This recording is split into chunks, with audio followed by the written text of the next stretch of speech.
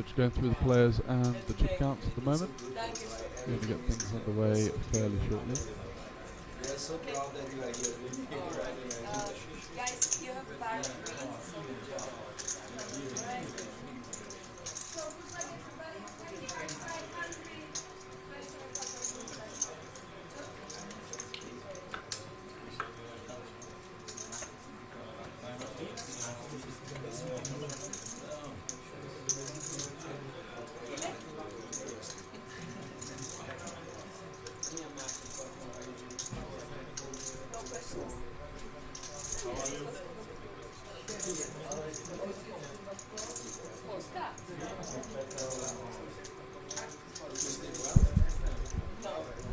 Going to be starting at 25k, sorry, 250k, 500k blinds.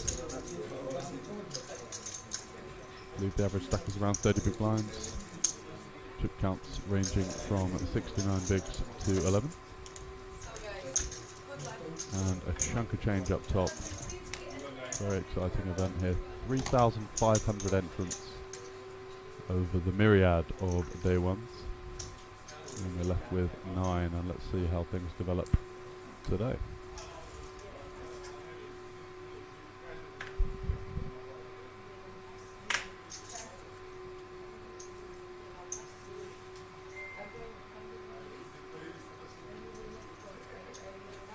No playable hands as of yet.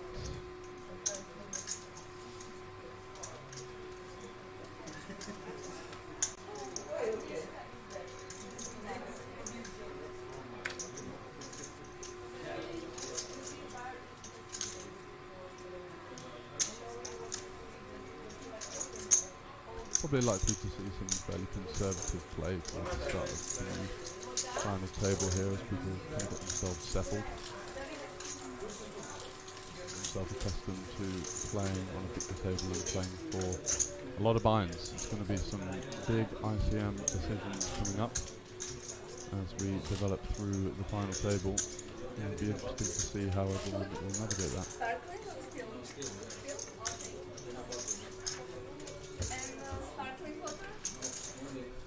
So hand number 2, after a very uneventful first hand, no playable hands in the mix.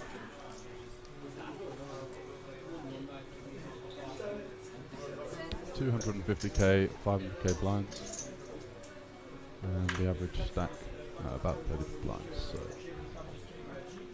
there's 3 suited here off of 35. Definitely a hand that you can V-pip. Doesn't look particularly comfortable about it, but definitely got to open it. On final tables, you really want to favour opening hands that block top of your opponent's range. So a hand in Fibner's spot like 9-8 suited would be a little bit less of an open than the ace-3, just blocking the strong hands that can 3-bet. So in ICM heavy dynamics, the blockers come into play a lot more.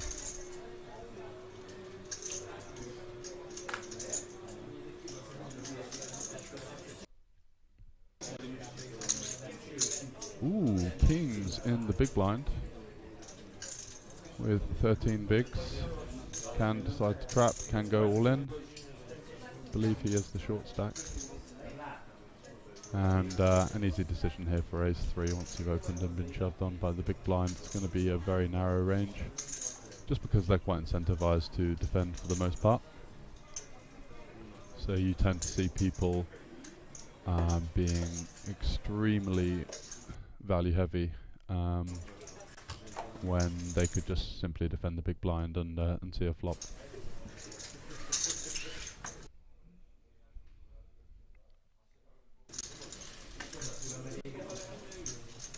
Gets it through with the kings. Didn't want to take any chances. I think defending there is very is a decent option, but I can understand that second hand into the FT, him not wanting to take it post flop, and if his opponent does have let's say something like 9s plus, they're going to call anyway.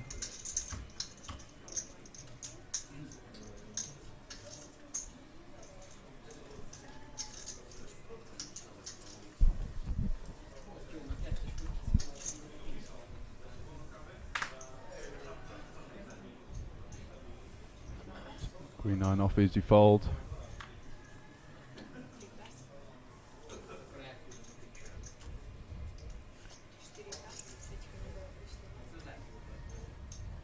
Interesting to see if the chip leaders are going to utilise their advantage. Obviously, with the amount of binds we're playing for, 3,500 entrants and 50k up top,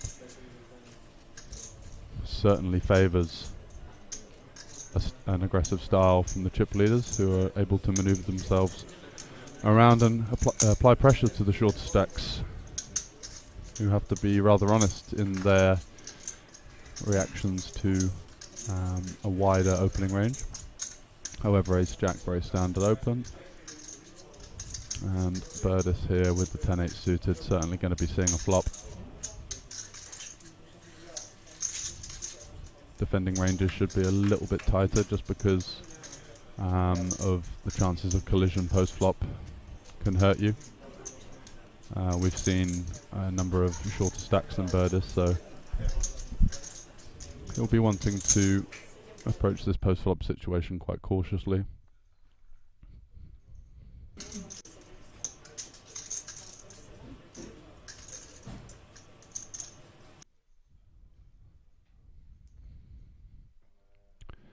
And Lang going for a bet of somewhere around half pot, and with the bottom pair gut shot backdoor flush draw, not going to be going anywhere. Certainly got to see a turn card.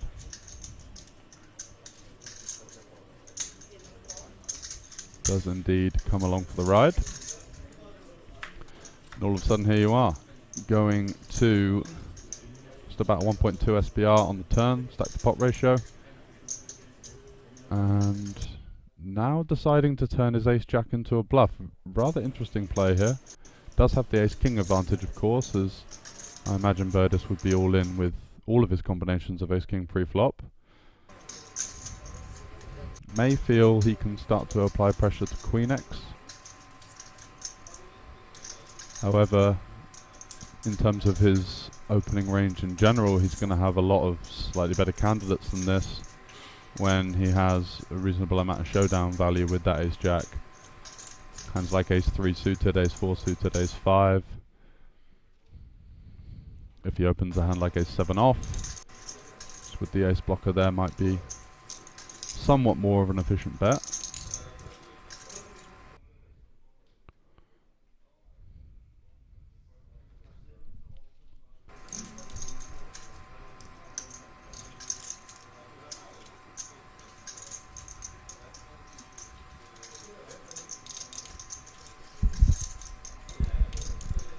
So Birdis does turn 2 pair, but it's in a world of pain because Lang can conceivably have a lot of suited 9x in his range.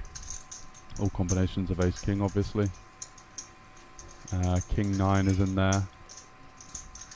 Not sure whether he'd be opening the offsuit variants of that, but does in fact get away from the 2 pair on the turn, and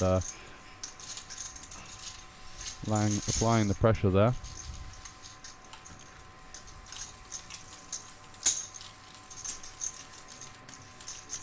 And gets the job done.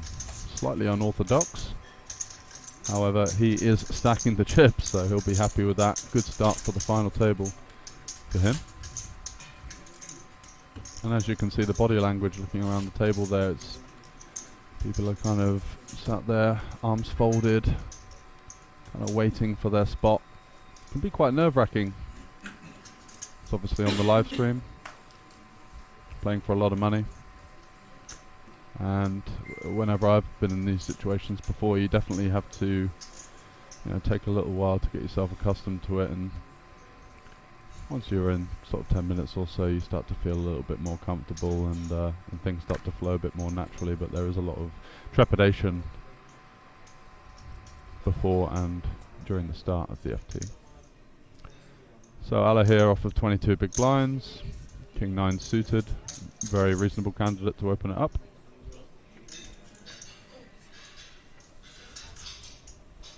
I think we're probably going to see not a lot of aggression in terms of 3-betting on this final table, so it does mean that V-pipping slightly wider has its merits. And Ballo here, 34 million, chunk of chips. Probably going to be defending here.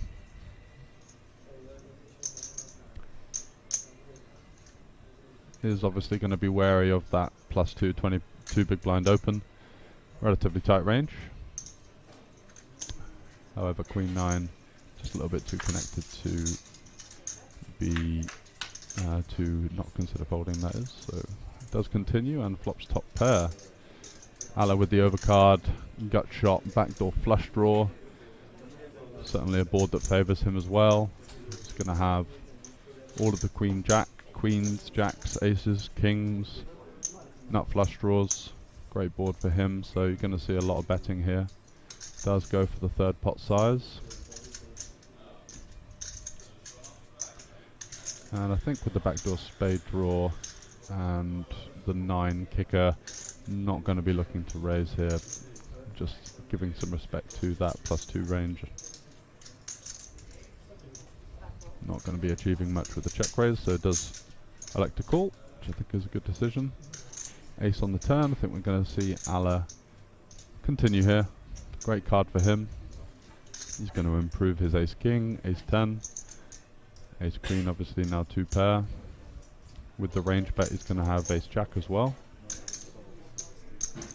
And even all of his hands like ace 3, ace 5 suited that are going to bet the flop now improve. So tough spot for Ballo. If he does call, they're going to be looking at about a 0.7 SPR on the river. It'd be very interesting to see if Alla can pull the trigger.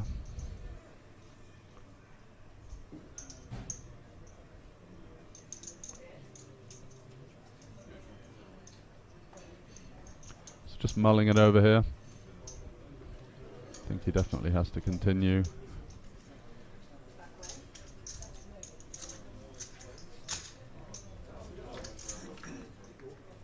A 5 on the river is a brick. Let's see if Alla can find the jam and whether it's going to work or not. And he does just snap shove. Got some game. Love to see it. And Ballo now, not great having the 9 because you're blocking the 10-9, which is kind of one of the more obvious bluffs. Obviously king 9 as well.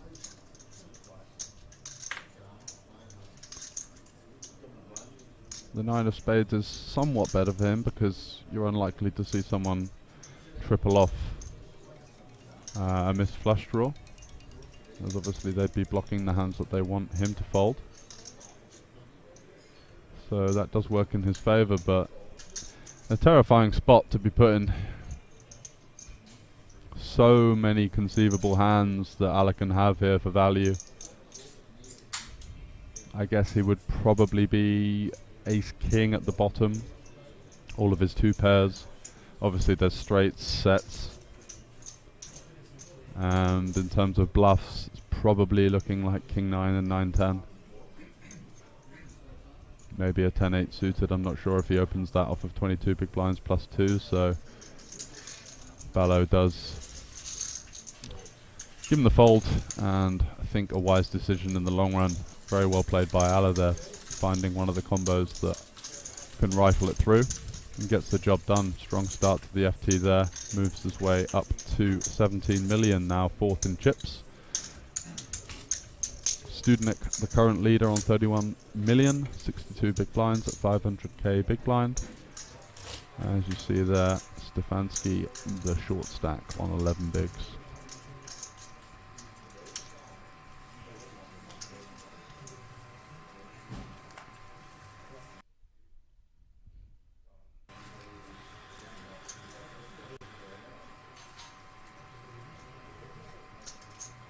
Here we have the chip leader, 10-5 suited. Not going to be V-pipping that one under the gun. Too many uncapped or unknown ranges left to play. Alla, after rifling it through with the king 9, a great triple barrel bluff, rewarded with the pocket rockets. Pops that one up. Lots of body movement there.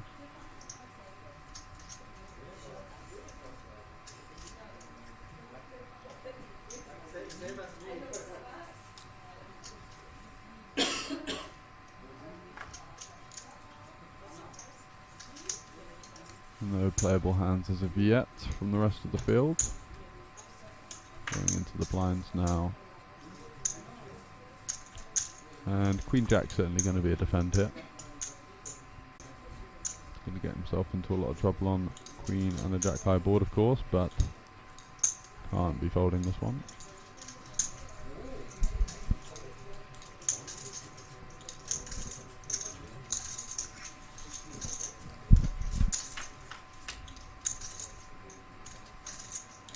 Does find the Jack high board with the backdoor flush draw, backdoor straight draw.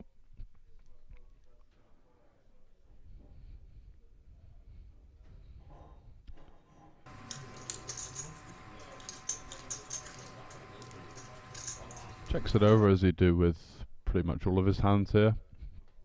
Not going to find leads on a gappy board like this.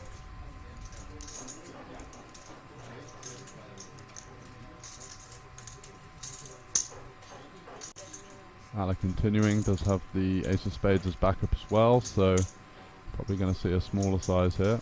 Does go for the third pot, I like it.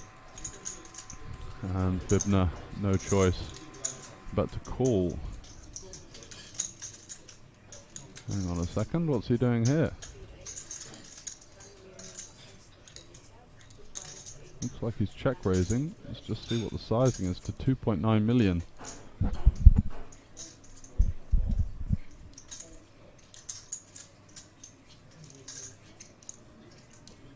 So getting a bit frisky, in my opinion, somewhat of an overplay.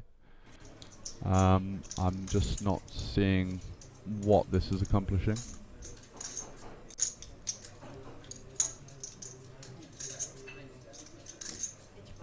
Especially versus that +1 range on an FT where people are going to be a little bit more snug in general. Do have to realise that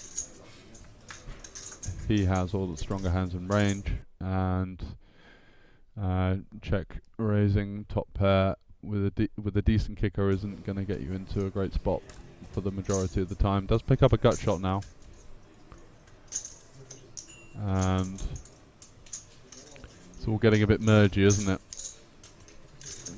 Is he looking for a fold now? Does he want to get called by worse? It's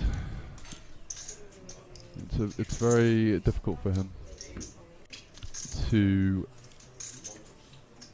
for this to achieve much. Sorry, and Ala does indeed jam. Not worried about straights getting there. Does block some of the more obvious check raises with the nut flush draw blocker. However, happy to shove it in, and Fibner has got himself into a bit of a pickle here, hasn't he? Check raise the flop with top pair.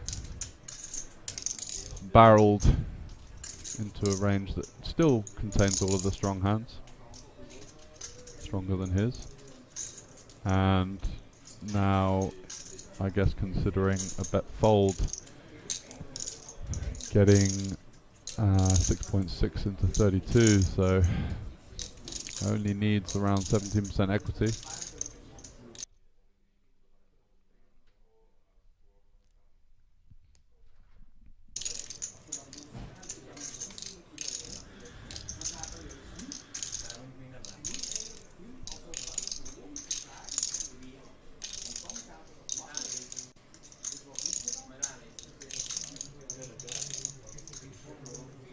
And once Alec doesn't get snapped here, he's going to be in a very comfortable spot.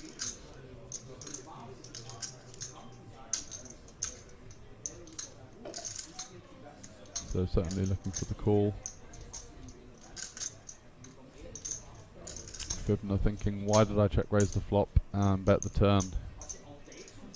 I have now no idea what to do, and I didn't plan for this, and that's kind of what you got to think about when you are check raising. It's better to use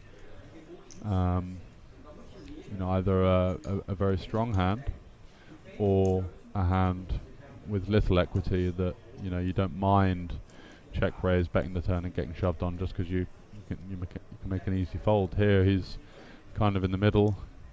He might be thinking to himself, well, what if he's got ace 10, king 10? Maybe he just piles that, unblocking that with the queen jack. But very few bluffs in this line for Alla, I believe. Fibner does indeed find the fold, and slight overplay there knocks him down to 13 big blinds.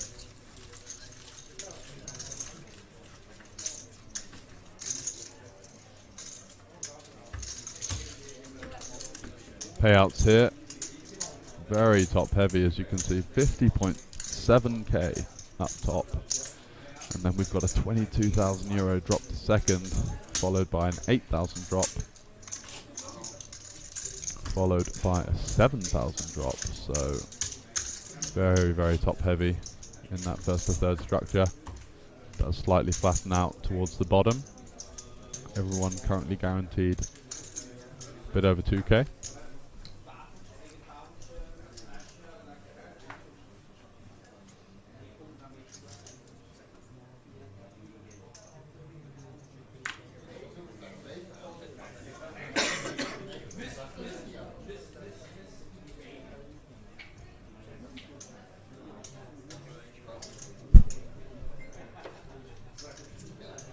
Sixes here and +2 as one of the medium stacks.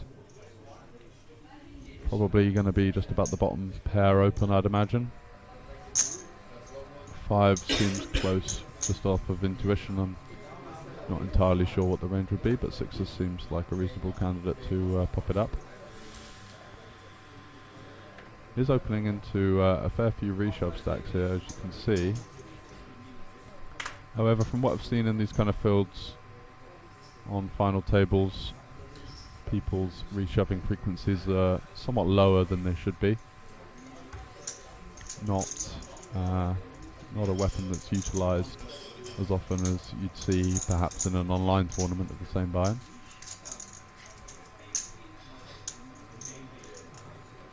And the 5 deuce off here, just going to be hitting them up.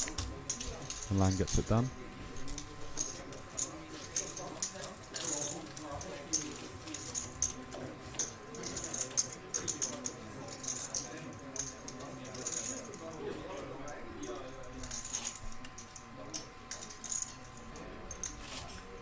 Coming to you live from Banco Casino, where it's all happening over the next month or so, I have to say. We've got the Poker Code event with Fedor Holtz making an appearance there. 125k guaranteed, 550 main event. There's even going to be a 5k high roller for that, so I'll be very interested to see what the field is. I imagine not going to be the easiest, and probably the toughest field ever to be seen in Slovakia for that one. You'll be certainly giving that a miss. And apart from that, we have, coming at the end of the month, the festival, which is a 300k guaranteed 550 main event with a lot of delights on the side card. You've got the sports betting tournament, a roulette multi-day tournament, a blackjack tournament, Sweeten Special, Pot Limit Omaha, No Limit Hold'em. You think of it, we've got it coming up in the festival. I think over 25 tournaments for just over a week at the end of September, so do check that out at bancocasino.sk or thefestival.com. Speaking to one of the organisers of that last night, playing PLO till the early hours, and he did confirm there's going to be a large amount of troops coming over from Scandinavia, which is always great to see. Very aggressive players, people that you like to have at your cash game tables.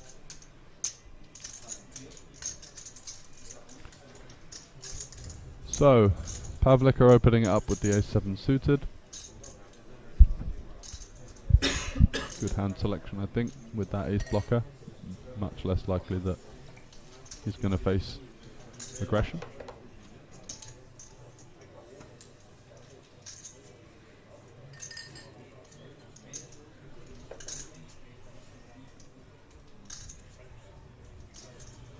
Queen 5 suited in the small blind versus an EP open, obviously in the bin, and Alla there was suited, but A little bit too gappy to be defending versus that kind of opening range. When you are the medium stack on final tables, you want to do a little bit less defending. Just because if you are defending a wide range, you're going to get yourself into a lot of like mediocre situations where you're flopping middle pair, you're flopping weak draws. Going to have to continue, and you'd rather allow collisions to happen between the other players at the table than get yourself into marginal spots.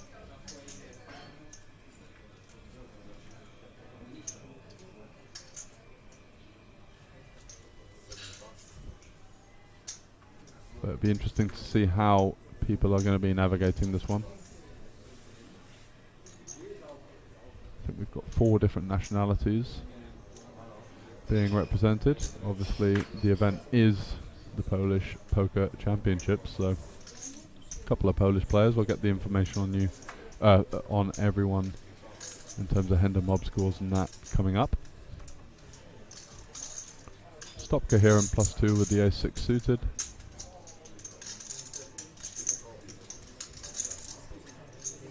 For me, slightly on the wider side. This button defend with king jack off. Not ideal either. Certainly a hand that's going to be dominated by this sort of 15 to 17 big blind open from EP. Probably going to have pure king queen. Obviously aces, kings, queens, ace jack. Not a lot of hands that you're in great shape against with the king jack off the button defend.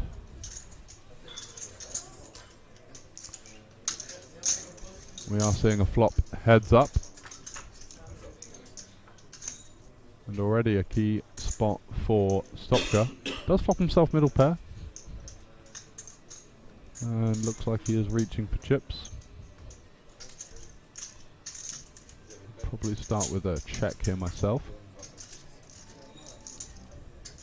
but maybe he's thinking a small bet just folds out some of the hands like this. I think Studenik with the diamond and 2 overs backdoor straight draw facing less than a third sizing. It's probably going to be continuing in some way, and that's cool.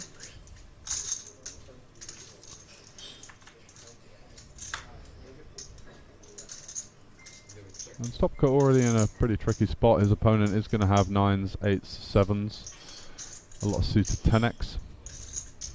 King 10 suited, 10-9 suited, Jack 10 suited in there. So probably looking to take this 6 to showdown.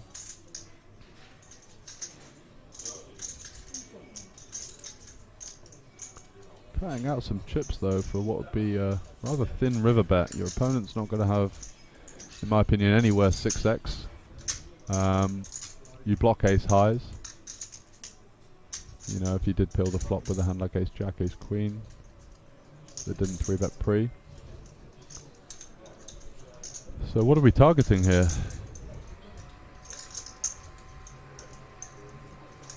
Pocket fives maybe?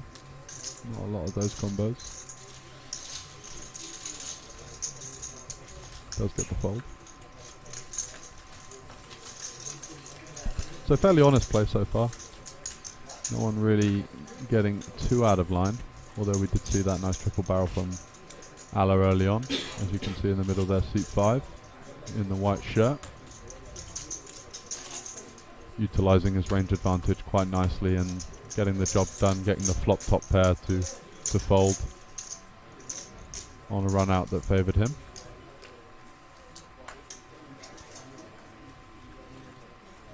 So good to see some aggression coming from that side of the fence. As I said, I feel like people are going to be rather passive, or certainly wary of the gravitas of the situation that they're faced with. And it's easy in that kind of spot to tighten up, because you know, if you fold and just get out the way, then you can't really make any mistakes. So you see a lot of players at these kind of buy-in levels approaching these situations overly cautious.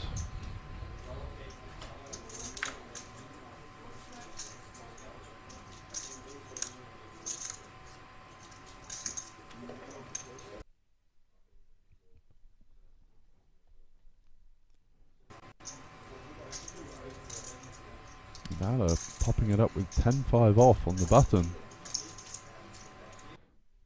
There's Fruity and then there's 10-5 off. Stefanski with the 10 big blinds and the small blind, Queen Jack off. If he knows that Ala's opening, you know, the offsuit 10 here, he'd certainly be all in, and he does find the shove. And now Lang just snap folds the ace jack behind versus the 9.5 big blind rejam as well. Very interesting. Maybe hoping that, you know, just not looking to get involved, not wanting to reshove there and run into the button, but as we can see, the button is opening basically the deck if he's found himself the 10-5 off open. Might have some kind of information on the big blind, who, to be fair, didn't even think about the ace jack off there versus the small blind rejam. So might be targeting that blind and pushing the boat out in terms of what he decides to open into that big blind.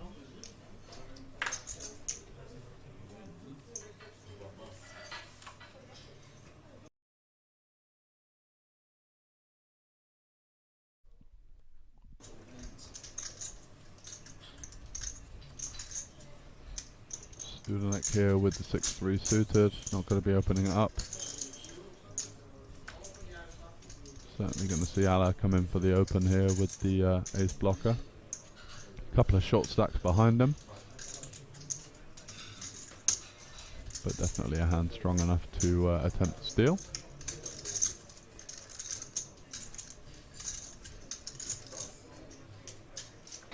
Gets it through the button and the small blind, and is faced with Pavlika here. Looking at about 18 big blinds. Queen 8 suited, great candidate to see a flop with. Lots of good things can happen. Oh my god, he's folded. Okay. I think that's a little bit too tight. Queen 7, obviously where you can't flop a straight, I would understand, but Queen 8 suited there, a great candidate to peel one off. Might be thinking, you know, there are 2 stacks shorter than me here. Doesn't want to get himself into a treacherous situation, so just elects to let it go. But if you're not defending that, then certainly going to be getting somewhat run over by someone that, I mean, if they see the replays back or have that information fed to them, it's just an all-you-can-eat into that guy's big blind, isn't it?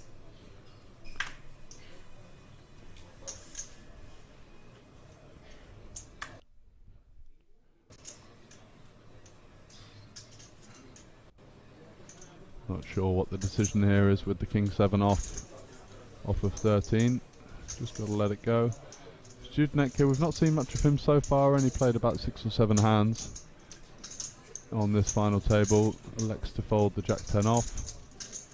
He has Ala, who seems like a pretty competent player on his direct left, and might be a little bit wary of how active he's been and not wanting to open marginal holdings, but in a final table situation where you're faced with a lot of very tight activity going on, certainly want to be widening the threshold of what you're considering to open, as opposed to just locking up and trying to make ladders. Certainly want to be making the prerogative to apply the pressure and pick up chips that way, and there does seem to be a lot of rather soft blind play in terms of defending, so if you are aware of that, definitely want to be opening a little bit wider.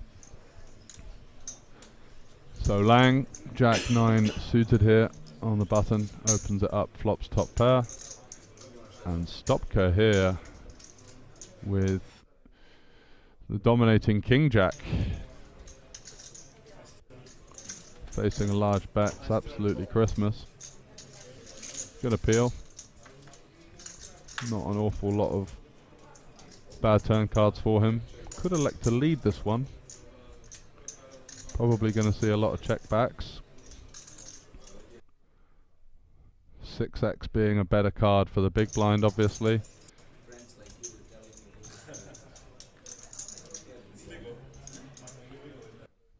Lang here. Sees a lot of potential draws out there, looking to protect his Jack 9 for the second barrel. And bets very small. I think Stopka here in his situation. Does he want to check jam? Does he want to call? Does in fact elect to come along once more. And it's going to go to showdown, and it's going to be a chop pot with that ace on the river, sharing the ace kicker. So unfortunate for Stopka there, who had his man right where he wanted him.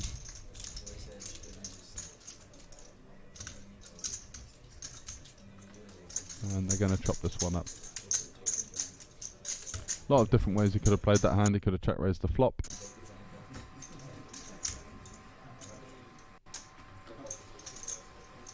Could have led the turn. Could have checked down the turn. But on the river, certainly a card that will freeze up both of them.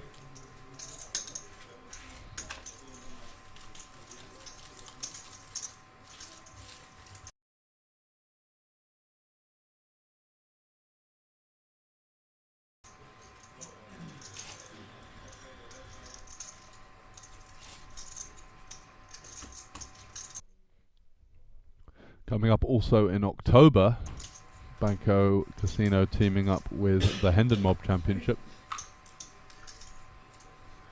with the world's most popular poker sites obviously tracking every live tournament earnings.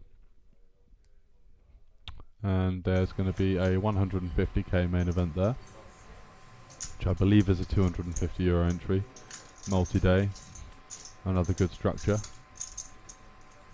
And for a €100 tournament, structure's not too bad on this one. 30 big blind final table average, 40-minute clocks, plenty of time.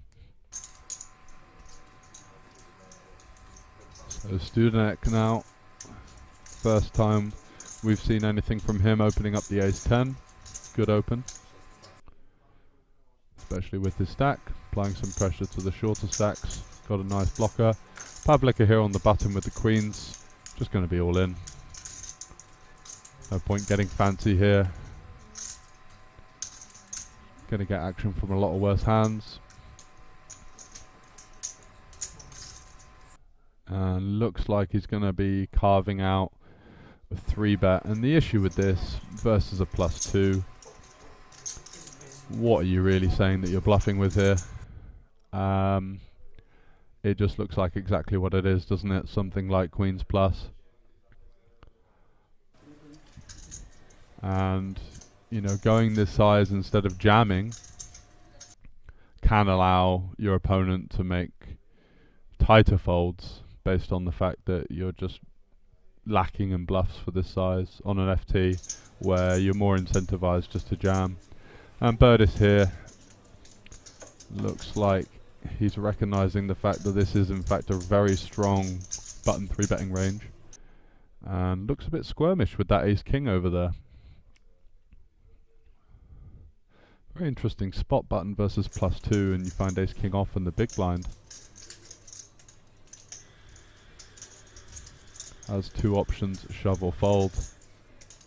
But if he thinks that the button's range is queens plus maybe ace-king suited, and that he's jamming ace-king off, doesn't leave him with great equity versus this range. And then you've also got the +2 range to deal with as well, that is going to be uncapped.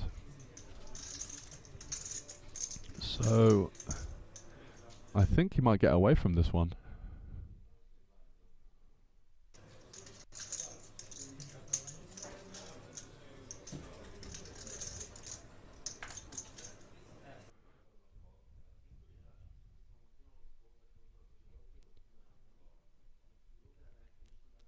Let's see what happens here. Mulling it over is a very tough decision.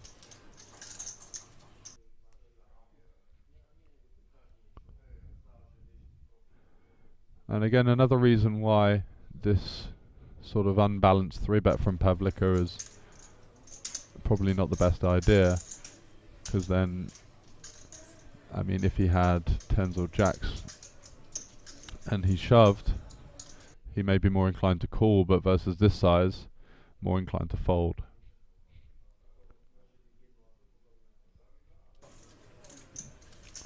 I think that's a pretty solid laydown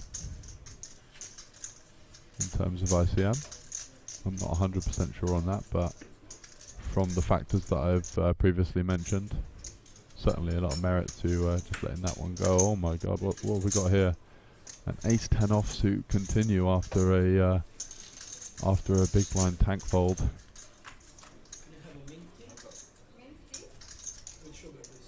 Certainly not an ideal spot to be in. Ace-10 offsuit versus that extremely strong, not all-in 3-bet in position from Pavlica. Going to be one of the worst combinations in your opening range to actually defend versus that range. You're just dominated by absolutely everything. And no more messing around from Mr. Pavlica. Does just jam the flop. And going to get that one through.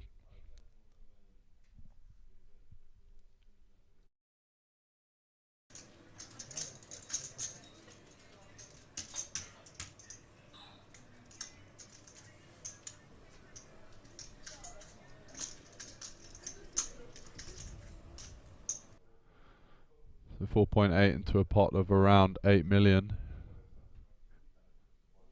Something like a 60% pot jam. Not sure what the Hollywood's for here, or the tanking. You've got ace high, not even a diamond. Your equity is just so thin versus this jam. What are you hoping for him to show up with here? King, queen suited. Does that really go for the small 3-bet size pre as electing instead of flatting or shoving? Oh my god. And he has, in fact, peeled the 3-bet out of position with ace-10 versus the super nutted range, and calls it off on the flop as well. A bit of a blow up here from Mr. Studenik there in +2. And he's looking for one of two outs, as we did see the big blind fold the ace-king. And what a pickle he's got himself into here. Levels himself into a call on the flop with just the ace high.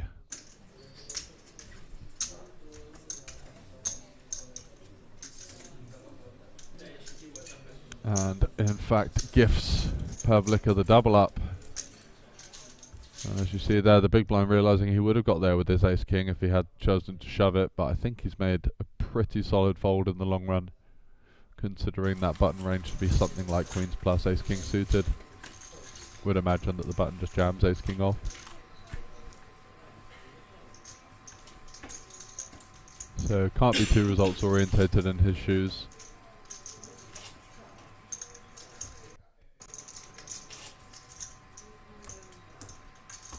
And as you see, the chip counts here moving up to 600k big blinds, started to even out a little bit.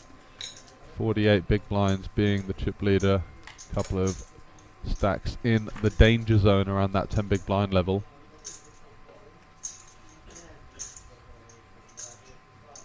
And already some good things to learn from, a couple of fairly ropey plays that we've seen.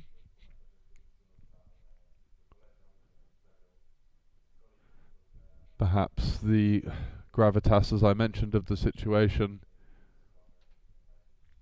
getting to a couple of the players here.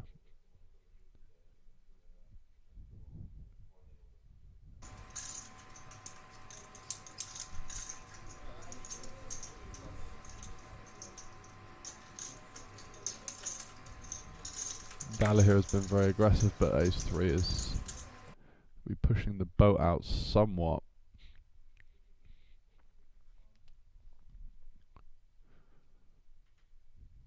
So many other good hands. Candidates to open. You can widen your opening range in terms of the suited combinations.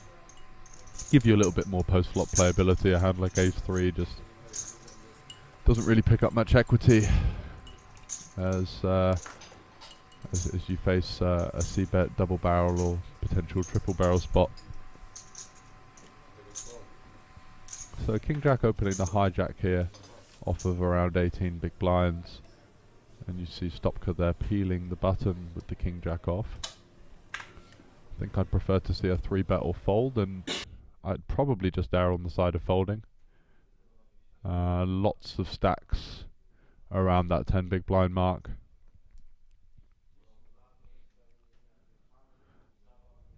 Which, you know, would you want to dissuade you from v-pipping unnecessary hands that you don't have to.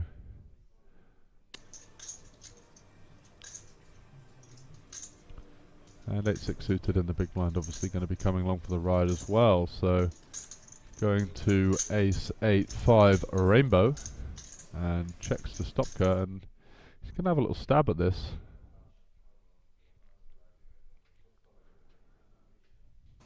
Maybe believes that Lang would bet a lot of his ace-x here, which could be a reasonable assumption. People don't tend to check as much as they should out of position in three-way spots in kind of live low-stakes MTTs.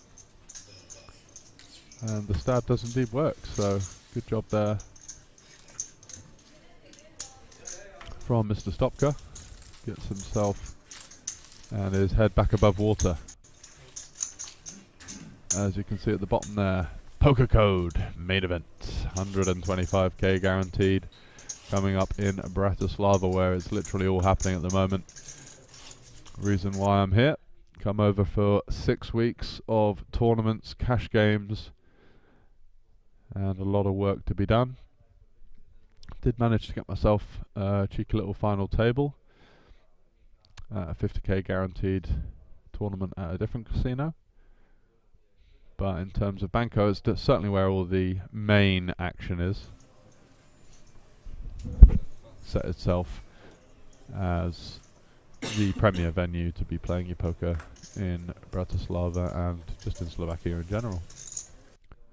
Massive guarantees coming up basically every weekend for the next month. The Banco Masters, the flagship tournament here at the Banco Casino.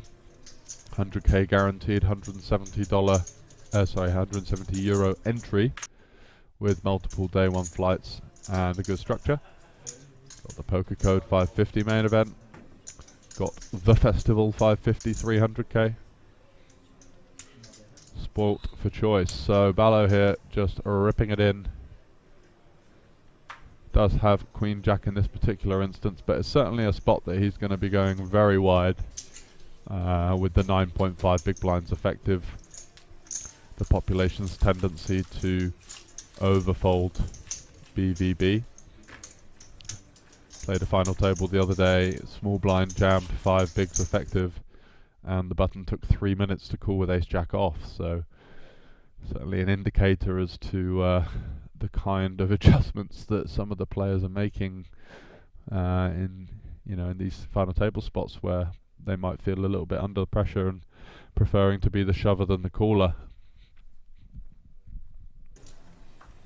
But obviously Queen deuce off, not going to cut it, and moving on to the next one.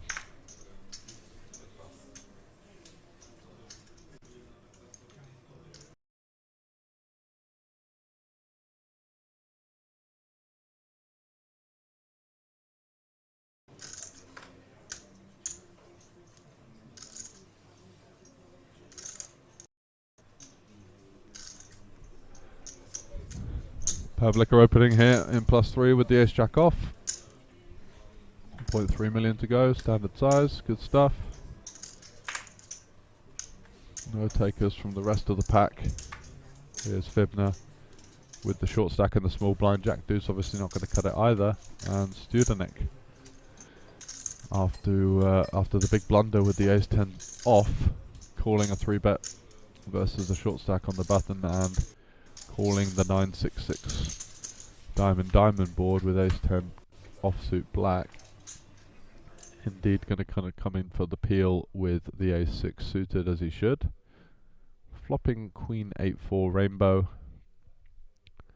Probably going to be seeing Pavlika continue here.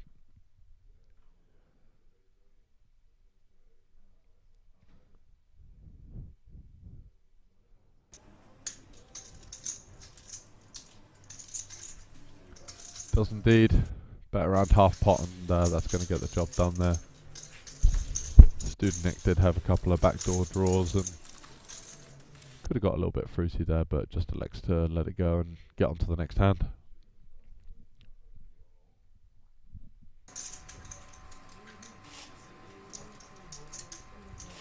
Advertisement for the tournament I was talking about there at the bottom, the Banco Casino Masters, 15th of September until the 20th, with day ones running throughout the week.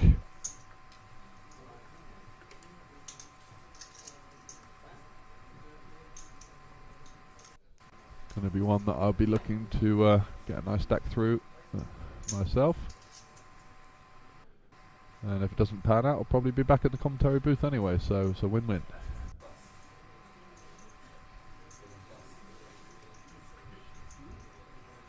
And Pavlika here, picking up some nice playable hands. Jack 9 suited.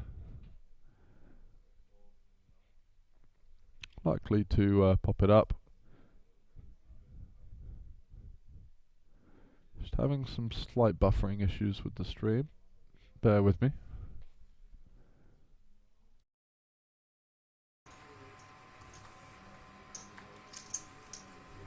There we go, that's a bit better. Birdis with the 10 big blinds on the hijack. Easy push with the 2 jacks. Nothing else to be doing. Don't want to be inducing in this kind of situation where there's a lot of similar short stacks. Just looking to take down the blinds and antes for the most part, and if someone does find a hand to run with it, then obviously a good spot for you regardless. But risking a min raise there and potentially allowing the big blind to defend a wide range.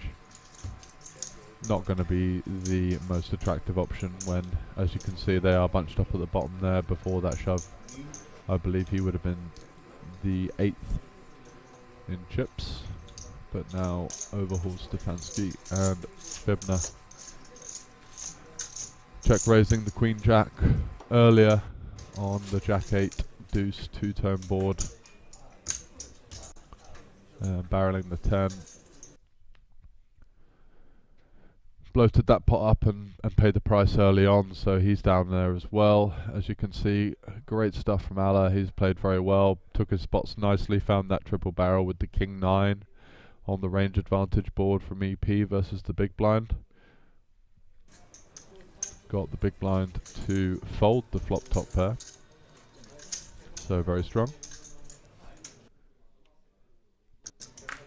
7's obviously going to be popping it up, no question about it. About 30 big blinds to start the hand.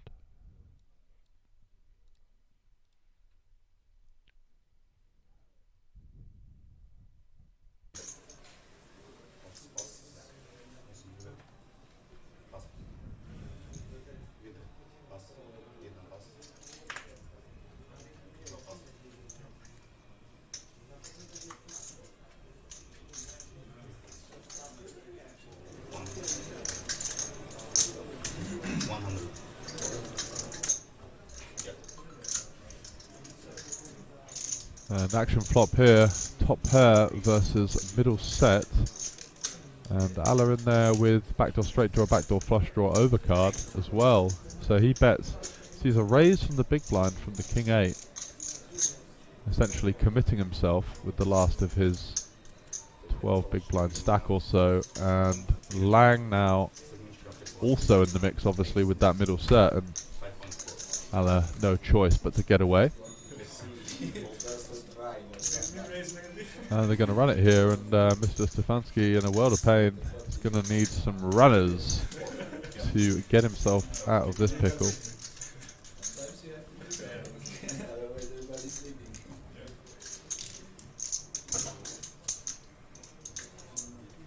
Yeah, does in fact commit the last of it, and is going to see the bad news here. By this point he's probably hoping for some sort of 10-9, if he ever has that in this line. Probably not.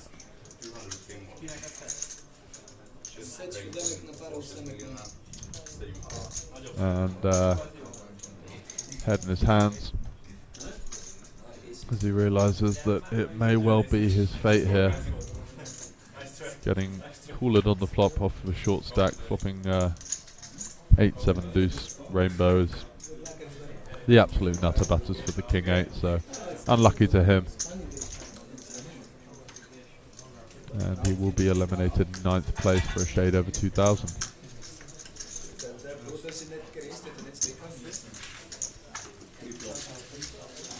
Sorry, can you just put this table with us and then we just move this? Okay? Mine? Yeah, you put it up. Go there.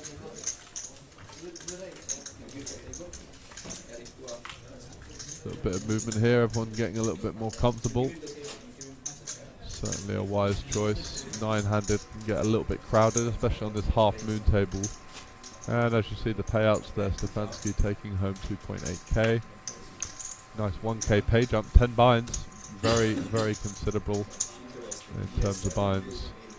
See a 10 buy-in, now a 12 buy-in, and then you got a 16 buy-in, followed by a 28 buy-in, followed by a 40 buy-in. So lots to play for here.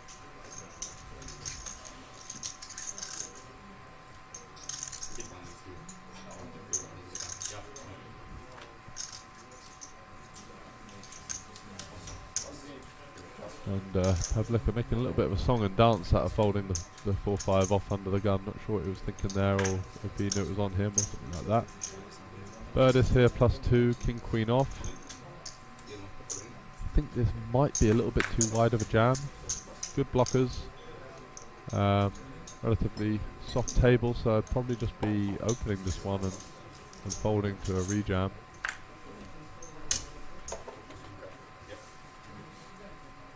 But, and looks like he has run into the ace-king suited of Allah on the button, who's had an absolutely roasting start to this final table. Got a bluff through. Got a little bit of value from a couple of his hands as well. And gets himself into a spot where if he wins this, he's going to be sitting pretty on 29 million at 60k big blind.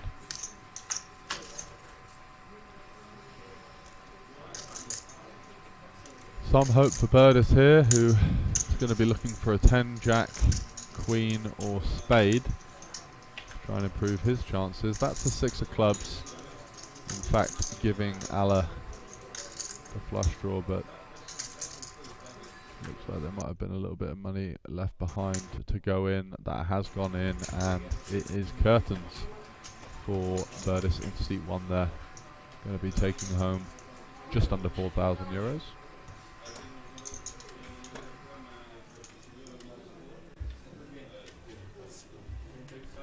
And the Allah show rolls on. Storming start to the FT. Feels like he's not losing the pots. That is a good trait to have on a big final table like this, with the sheer amount of money you can see. 50.7 thousand up top in a live €100 tournament. Absolutely staggering payouts. And credit to the Banco Casino staff for putting this wonderful event on. 3,500 entrants across a myriad of day ones, and a fantastic job done by them for putting on such a barnstorming tournament to get us back into the swing of live poker after what has been a rather depressing lockdown for live poker. Obviously not a lot going on, maybe the odd private game, running with it the risks of infection. Let's not go into that ballpark though. A lot of strong opinions on that one. Ballo, easy open with the pocket 10s. And Fibner with the king 8 suited, +2. And almost no fold equity, I'd imagine, versus a +1 opening range. Just rifling it home with the king 8 suited, just deciding that this one's good enough. Not really sure why. But finds himself with 30% equity to avoid the door. Looking for a king, some diamonds, maybe a potential straight. And that is a slow start, 2 spades. A lovely sight for Ballo there, doing the job so far. Needs to just fade a king or backdoor diamonds, the 3 safest houses for him. And the king and the king only for Fibner to get himself out of jail here. Was a rather loose start. and does in fact pay the price, going home in 7th place. So they're going out thick and fast here at the final table of the Polish Poker Championships, live to you from Banco Casino, as we move to the final 6, edging closer to that €50,000 payout for top place.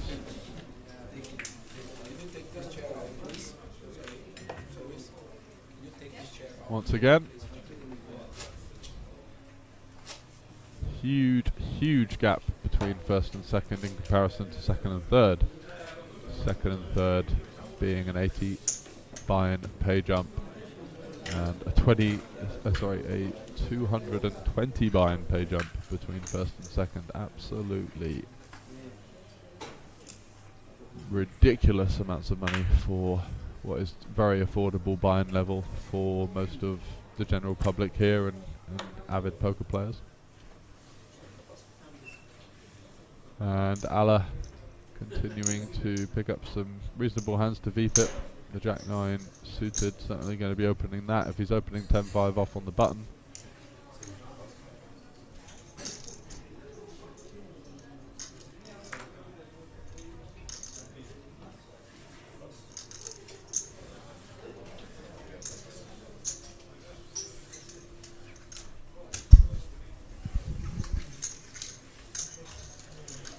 Just continuing to assert his himself on the table. Lots of steals we've seen from Allah. Been playing a nice aggressive style, which I think will pay dividends on the final table lineup like this. It's all too easy to, just kind of sit there and hang on. But how often are you going to get the chance to play for 50k in a €100 live tournament? The answer is not many times, unless you're going to be coming back next year. Last year I believe 40,000 up top, so this is in fact a record-breaking field for the Polish Poker Championships, and just a clear message that poker in general is alive and well here in Bratislava. Just cash games running 24/7, especially on weekends and during series. Great action to be had from a tournament and cash game perspective, and do come and check out the casino here. If you're on the fence, just do it. There's action for everyone. He's playing some of the biggest 5-card I've ever played in my life. It was only a 2-2 game, but when someone's 4-betting 100% of hands on the 2-2-10 straddle, going to see some juicy pots. And that we did. So fairly uneventful stuff there. A walk occurring.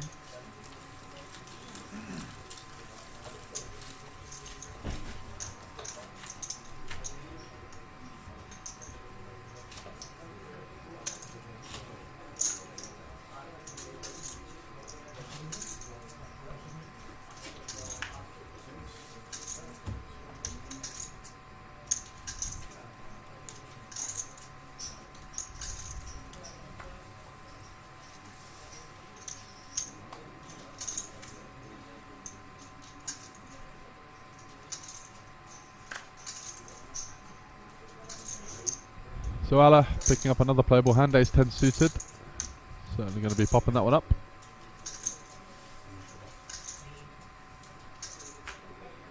And Pavlika here with the 5s, just going to be a fold. Don't think you want to be V-pipping this one in an FT situation.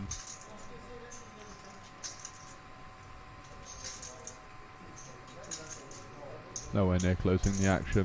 Couple of reshove stacks behind him.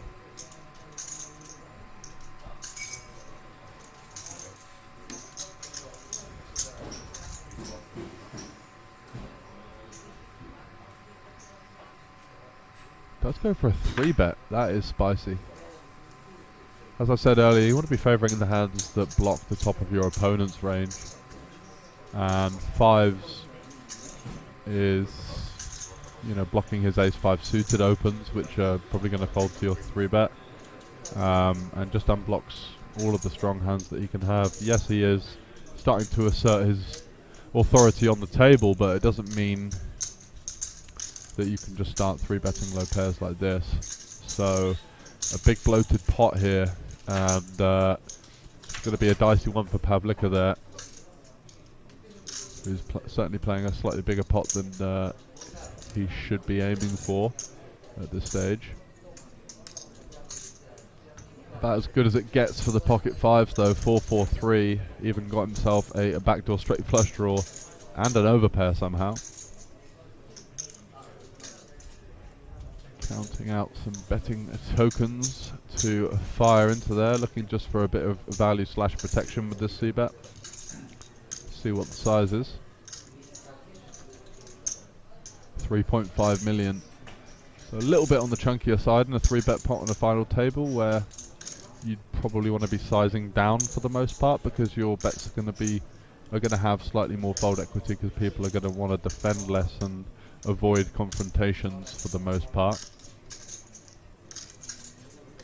So for me there, he's saying well, he's really looking for a fold and a next hand type job, and does get Ala to fold 2 overs with a backdoor flush draw, backdoor straight draw, so gets the job done there. A little bit gung-ho pre-flop, I would say, with the fives, but mixing it up, and you've got to give him credit for that. A lot of people seem happy to continue in hands passively, and at least we're seeing some aggression there out of Mr. Pavlika.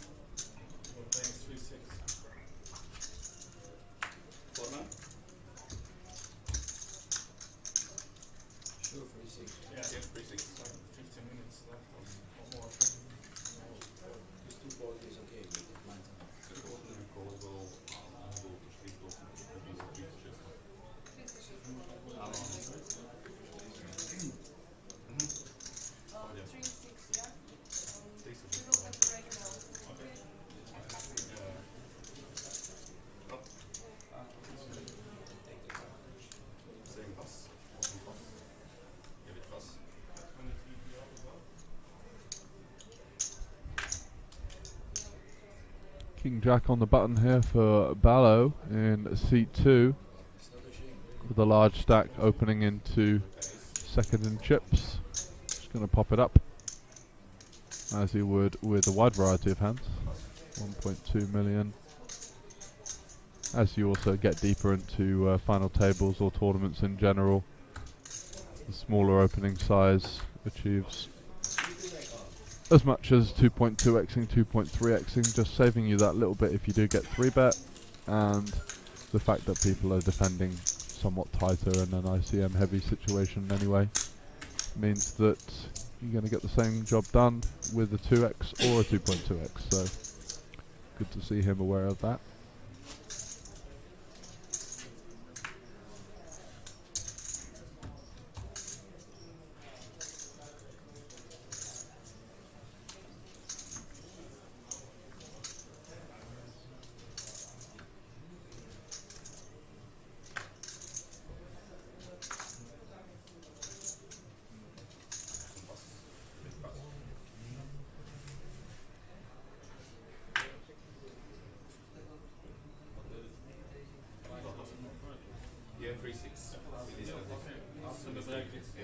So Ballo there obviously with the clear fold with the queen 7 off, but this specific spot where he is cut off and he's got Ala there in the small blind is going to be quite an attractive spot to widen his opening range there, with the second in chips being somewhat caged by being out of position to the entire table in the small blind there, so certainly one that you want to look at in terms of final table dynamics, where you might be able to get away with a slightly wider opening range. But obviously queen 7 off, not a candidate, just something to look out for as the final table develops.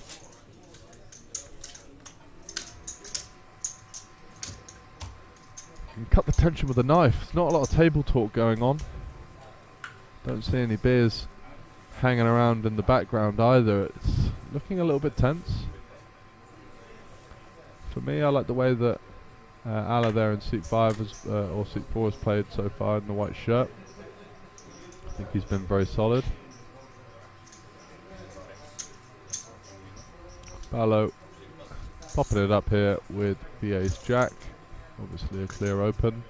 9-7 suited for Alla here. Second in chips.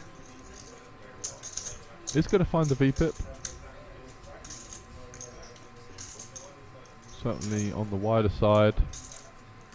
But does have the position and is unlikely to face a lot of aggression with the chip leader versus second in chips.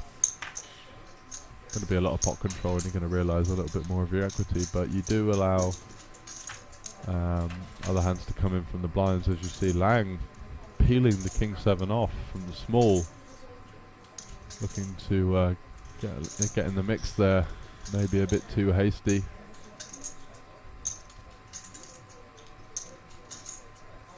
Nothing wrong with letting go of the napkins in the small and moving on to the next hand, however does flop the best of it on this board, and looks like he's going to get a c-bet out of Ballo here with the ace-jack. Almost certainly be checking that one.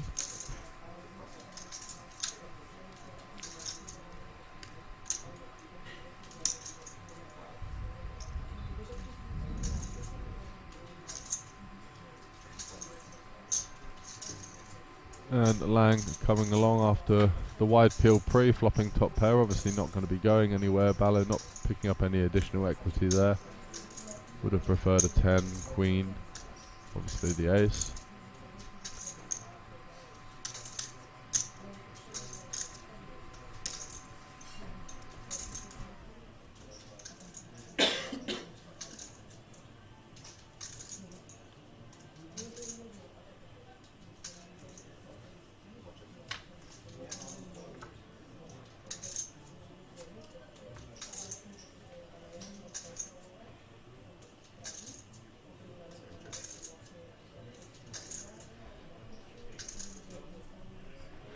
Check, check, turn, check, check, river.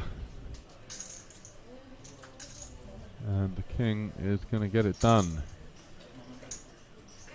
A little bit of a frisky peel pre, but gets it done regardless. And looks like the players are going to be going on a short break here, so we will be back very shortly. Thank you for joining us for this final table of the Polish Poker Championships. More to come very soon.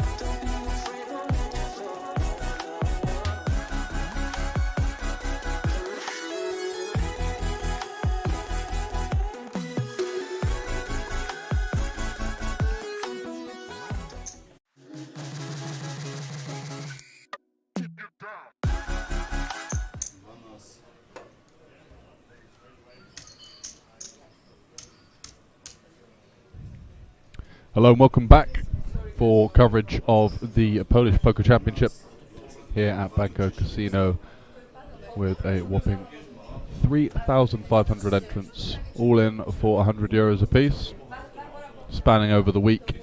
And here we are, business time, 6 left, with stacks ranging from 13 to 44 big blinds, playing for €50.7 thousand.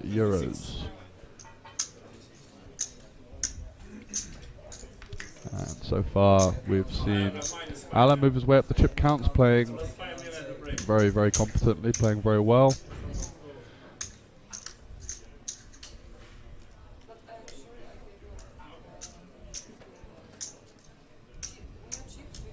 So pay jumps will be getting a little bit more dicey for everyone now.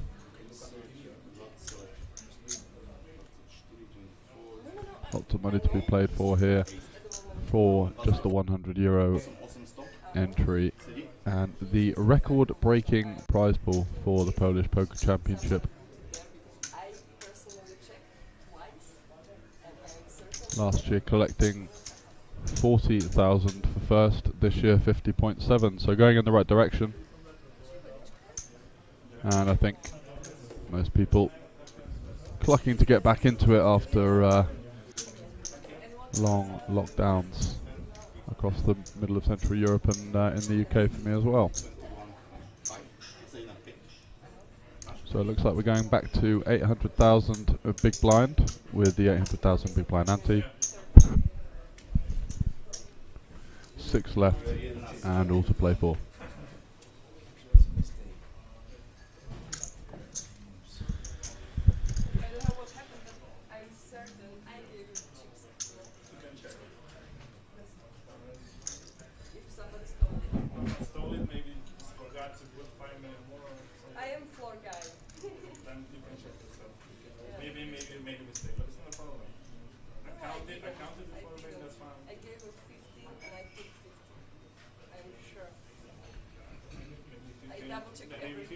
In terms of events coming up here at the Banco Casino, we have the Poker Code Festival from the 9th till the 12th.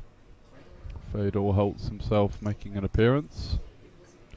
Going to be a €5,000 high roller for that one as well, so some high stakes action. I think the biggest tournament's ever been held in Slovakia, that one, in terms of buy-in. So all sorts of records being smashed upon the return to normality, and plenty of tournament action to sink your teeth into. If that's not enough, €550, 125k guaranteed main at the Poker Code, 220 Bounty Hunter as well. And the week after, the flagship event here at Banco Casino, the Banco Masters, with a €100,000 prize pool for just a €170 entry. So another massive guarantee there, and that is going to be followed up with the end of September welcoming the festival to Banco Casino, a newly branded festival from the makers of the Cash Game Festival, moving into the tournament scene and kicking things off with a €550, €300,000 guarantee. Can't wait to play that one myself. It's going to be a €1,000 PLO high roller as well, and a couple of other big Hold'em tournaments during that week. And it doesn't even end there either. That's going to be followed by the Hendon Mob Championship coming up in early October. All of the details are on the Banco Casino website, bancocasino.sk, where you can see the full tournament schedules coming up. Cash games running nightly between 1-2 and 2-5 for Hold'em, 2-2 and 5-5, with the occasional higher stakes games running usually on the weekend or Thursdays. So plenty to get your teeth stuck into here at the Banco Casino, and let's get things back underway, shall we? 6 left. A lot of chatter up top. 51,000, the best part of 51,000 euros up top. So Ballo, the current chip leader there, has had quite a nice ride so far in this FT. Lots of fairly simple decisions. Studenek here in the hijack has had some troubles navigating himself around a few spots, got himself into a couple of spots, inflating the pot unnecessarily out of position and paying the price for it, but he has managed to hang on in there. And Pavlika has been somewhat of a wild card here. 3-betting pocket fives versus EP earlier on, hitting it through with the C-bet on 4-4-3, and got a bit of a bonus double up where he 3-bet queens not all in for 15 effective versus EP, who decided to defend ace-10 off and not fold 9-6-6 for 0.6 SPR, so a bit of a gift for him. So as we move to the turn here, the queen and Stopka fancies a little stab at it, chucking out half pot there in the hopes of finding 2 folds, but Studenek not looking to go anywhere. Not sure why he's checked back the flop, but here we are. Pavlika as well, pair and an open-ender. So Stopka's plan... Oh! Hang on a second. The board there is different from the one that we're seeing on the graphic, isn't it? That looked like Queen River, and I don't believe there's a 9 on the board. Let's just give the stream a little while to catch up, sorry for that. Yeah, there you go, the board is somewhat different. And he did flop middle pair, not on Jack 9 deuce, so that makes a little bit more sense 3 ways. Just going to take it down.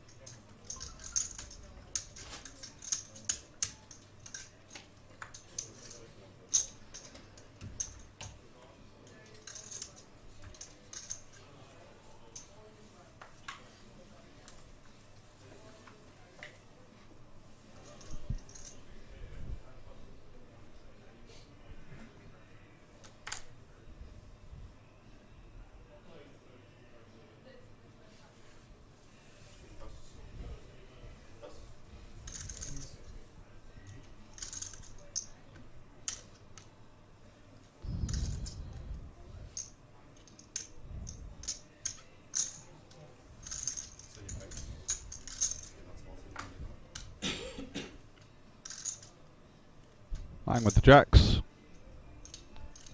popping it up just over min raise, and Pavlika with the 10s, tricky spot for him. 22 big blinds on the button, he's going to be shoving it for sure. That is definitely the play, and unfortunate to run into it here. Could be the end for Mr. Pavlika there in C8. Ballo with the 5s here in the big blind, obviously a trivial fold. Doesn't want to be getting in the mix there, and Lang hasn't snap called. Got a pair of jacks, cut off versus button, mate. Let's chuck those chips in there.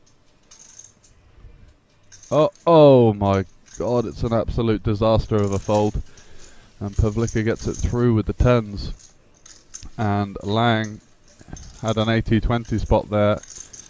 Somehow managed to get away from it. I'm not sure why he's folded, but it's a gift for Pavlika there.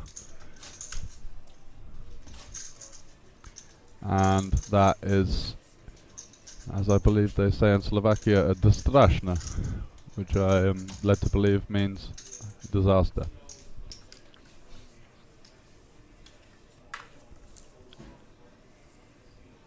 Wow.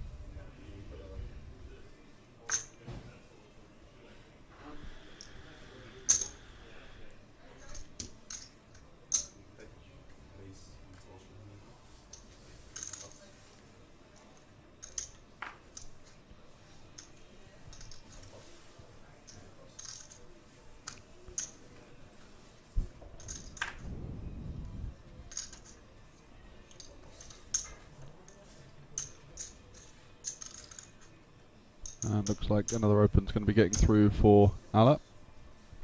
Chipping up nicely. Continuing to assert some pressure. And if he hears about that information with the jacks raise fold for 22 effective cutoff versus button, sure we'll start to see even more spicy opens coming from him. And Pavlika there in C8 just doesn't know what he got away with there. Absolutely mental.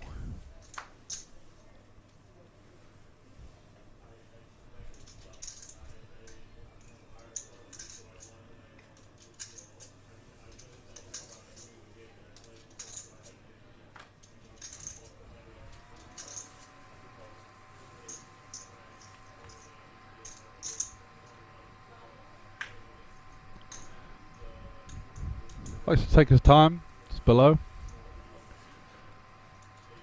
but not really had an awful lot to work with. Everything we've seen him do has been fairly straightforward, not really got himself into any significant spots so far.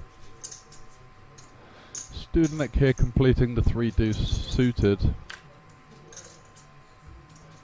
and it's going to get a check back from the 6-3, so going to a flop here in a limp pot.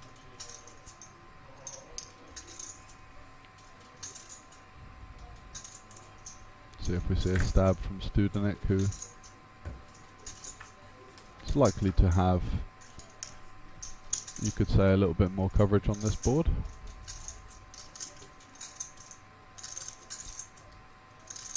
Goes for the double check. Ala getting a bit spicy with the stab with the 6 high, gets it done. Correctly identifying weakness and potentially an unbalanced range there. The 2 checks out of position in a limp pot. Usually sign that someone's waving the white flag and allowing the keys to the bank.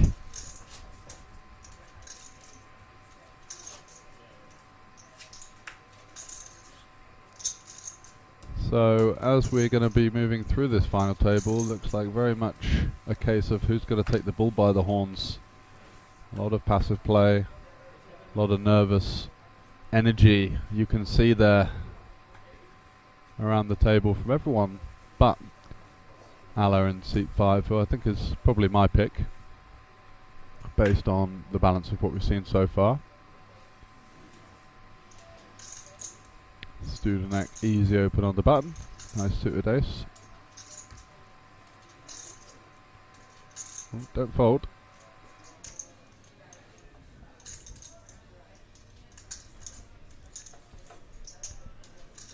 Pops it up and slots himself behind his scarf there. Ala with the ace-4 off, does cover Studenek. With the blocker could be a nice little candidate to 3-bet bluff here, and does indeed do that. Like the way he's playing. Certainly the player that's taking the most initiative. And from what we've seen so far, wouldn't be surprised to see Studenek fold here. Not a very comfortable spot for anyone, but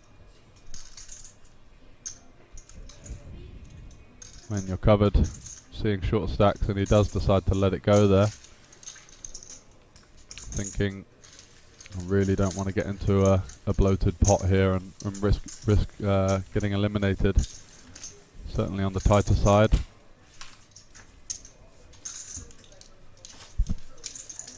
And Ala once again just getting it done.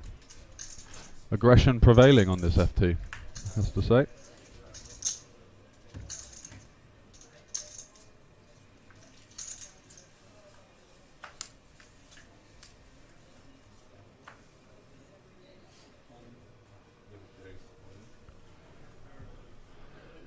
Stopka piling it in here.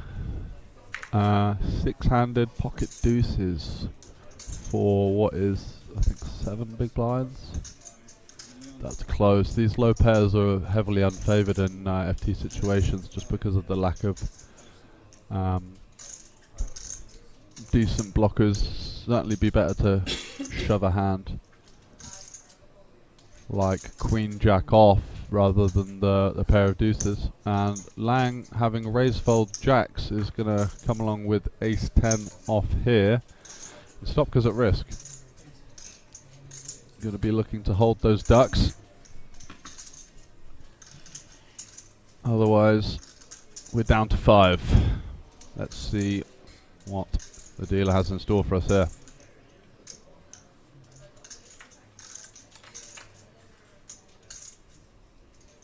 I'm really on the fence as to whether that's a shove or not. I guess with the big blind ante it might be, because he's going to go through the blind to be on 4.5, and he is stone last at the moment. So great turn card there for Stopka, denying a couple of his opponent's outs, having picked up the club draw, and is going to see a clean run out. Doubles to 13 million whilst Lang drops back to 20. But could be chip leader if he'd have called the jacks for 22, cutoff versus button. Made a heroic fold and would have been an 80% favourite, so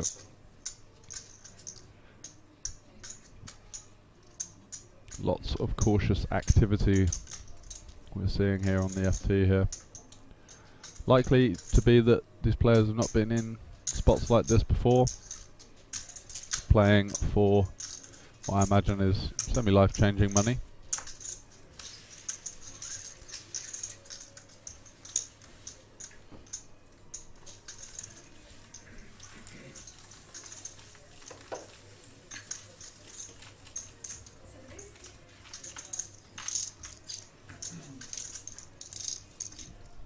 So the much needed double up, as you can see there, getting Stopka back up to 16 big blinds at this 800k big blind. Ballo and Alla tussling at the top. Alla, I think with the advantage, has position on Ballo, has Lang to his left, who's been certainly on the tighter side, which means that he can open up a little bit more. Ballo here with the deuces. Don't think we should be opening this one either, but decides to pop it up.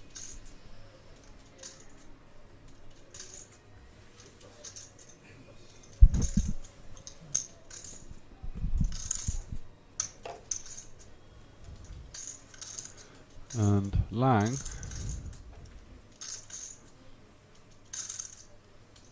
been a little bit all over the place really, isn't he, since he's come back. Not sure what he'd been up to on the break, but Ray's folding the jacks, now peeling the chip leaders under the gun open on the button with 10-9 off. Spicy to say the least.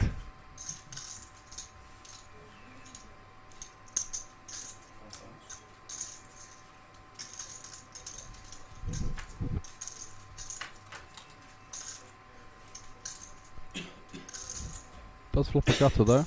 Might have a stab at it in position.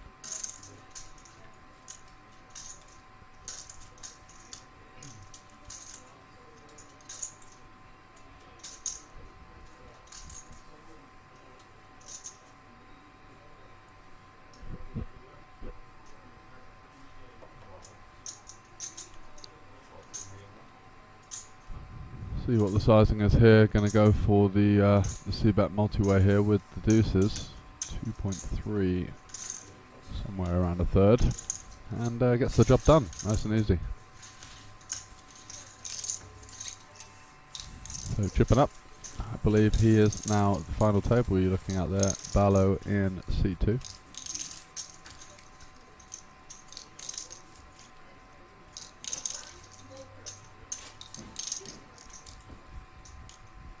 Once again, not much table talk, is there? Everyone looking a bit nervous, looking wistfully into the distance, hoping to pick up the pocket rockets and get a bit of action.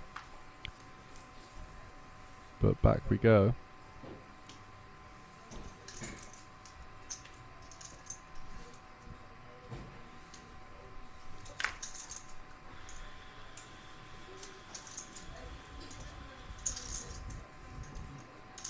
Lang now open folds Jack 10 off after peeling and under the gun open on the button with 10-9 off, so must be using some kind of randomizer or just he's somewhat of a flamboyant player, let's put it that way.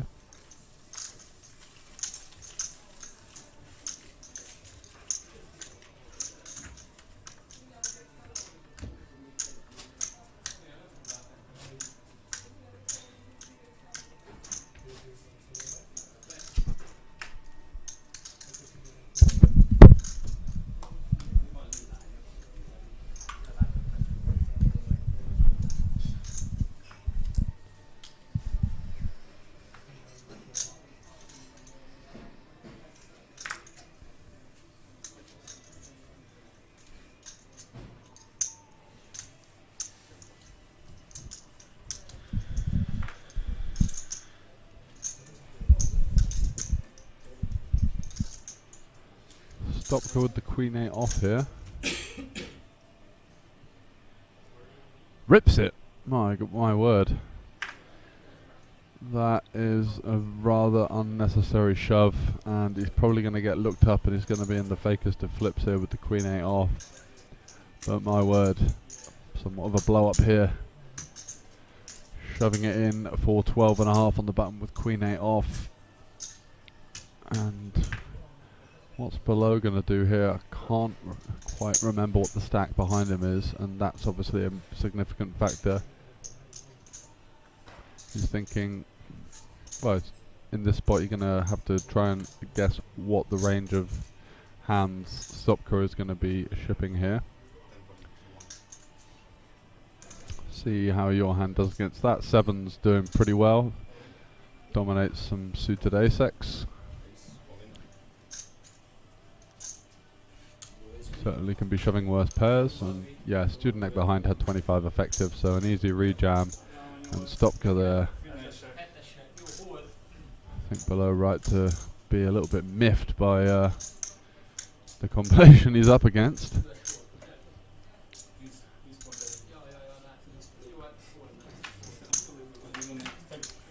And we're off to the races. 7 on the flop spells danger for Stopka. He's going to need some runners, and he's going to need them very quickly. A non-board pairing card above an 8 gives him a chance. And that's a brick. Going to be out of there. Pays the price for the lack of patience with what has to be judged as a rather greedy button shove there. No need to V-pip the Queen 8 or let alone shove. And he might rue that one over the coming weeks. Very difficult to get yourself into this spot. 3,500 entries in this tournament. And it's gone down in flames with the Queen 8 off button jam for 12.5, unfortunately for Stopka. 5 left, 9.4k locked. That is 94 buy-ins. Some serious money being played for here in a €100 tournament. 50.7 thousand for first, as we edge ever closer to the winner of the Polish Poker Championship main event here in Banco Casino Bratislava. Cash games have been pretty good over the last couple of days, as is always custom with this festival. Lots of rather merry punters having a little song and dance and a little bit of a pop at the old PLO tables, so always good to see. Over 10 tables running last night. And action aplenty. Banco Casino is open non-stop, guys, so if you fancy coming in for a little spin, you can see there the advertisement, the spin and win. 100,000 euros in promotional goodies to be won as well, if table games is something that tickles your fancy. If it's the poker, plenty of that as well. Basically a festival every week, all the way through to October, with I think 3 events with a 6-figure guarantee. So below here, 9-6 suited. This is the spot where I think he should be a little bit wider because he has got Allah there in the small blind, which makes his life difficult if he were to consider continuing in the hand. And I like this open. Seen a lot of weak play, so no reason not to get a bit frisky. And ace 5 off here. Let's see if he's going to find the 3-bet once again. Is covered, so that might dissuade him from a 3-bet. And yeah, it does let it go. Lets the chip leader do his job.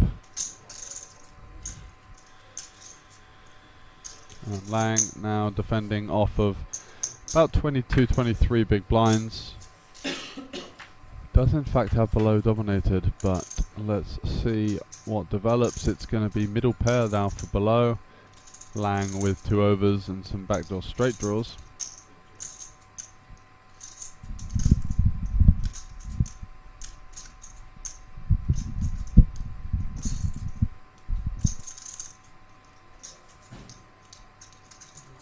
Checks his option, as is custom.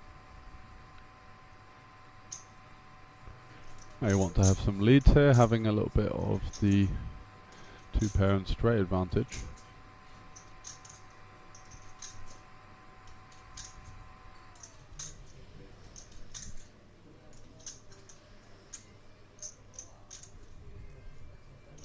What's going on here then?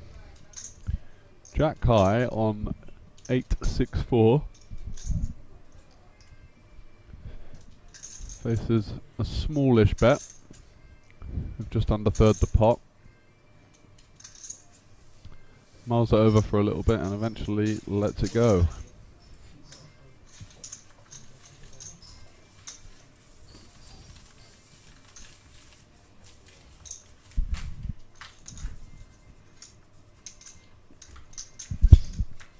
Feel free to get involved in the chat if you are watching on YouTube.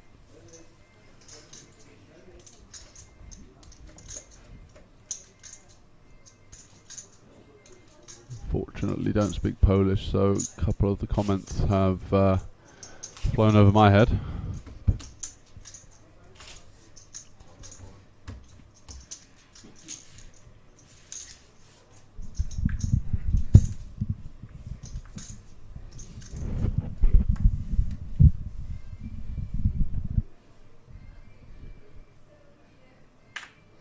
And below, found 2 jacks, which is a lovely hand to pick up as the chip leader when you're going to be perceived to be opening fairly wide anyway. To pick up the 4th best hand of the game will be a delightful sight for him. So Studenek now with the 7s in the cutoff, 5-handed, remember, so it's hijack versus cutoff here. Studenek has around 25 big blinds to start the hand. Elects to call.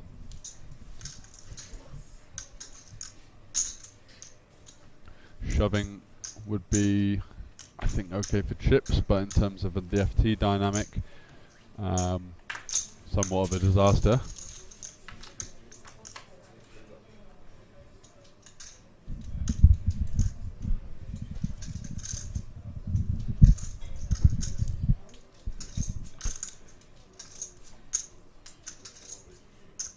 Queen deuce 4 2-turn. Below goes for the check.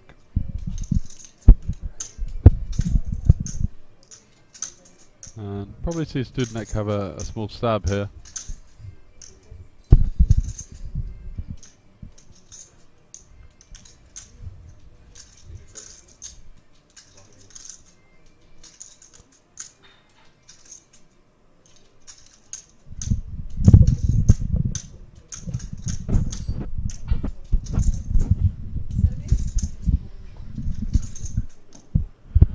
Nothing to do but continue in the shape of a call, and that's exactly what he does. So we're going to a turn guard here. Below would decide little cherry on top with that backdoor heart draw. Doesn't come into anything now.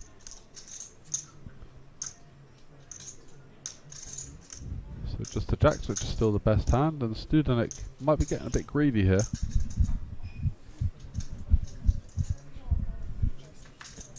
Does make a discipline check back. 5 on the river. Doesn't change much.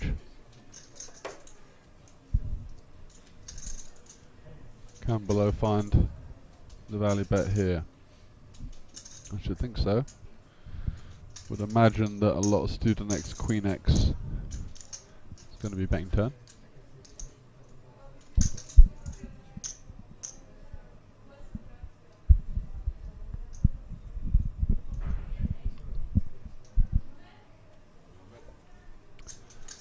And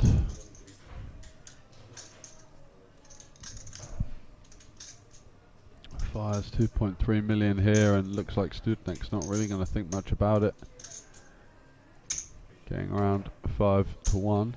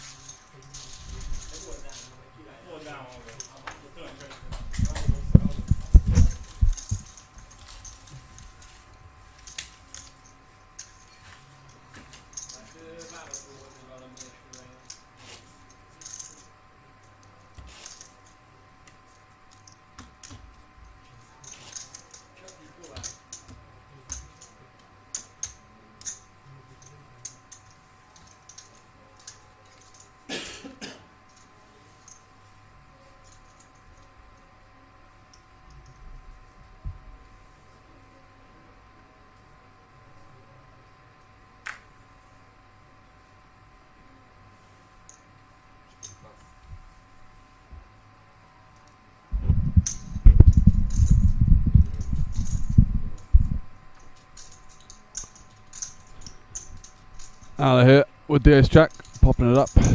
Lang's found himself ace queen at a good time. Just going to be all in here for all the biscuits. Shouldn't really be looking to flat or 3-bet the offsuit.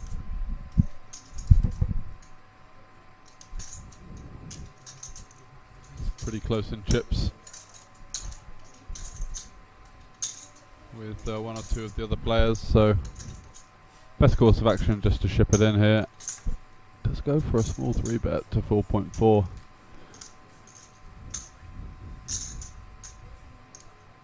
I think that should get the job done, seeing as how passive he's been for the most part.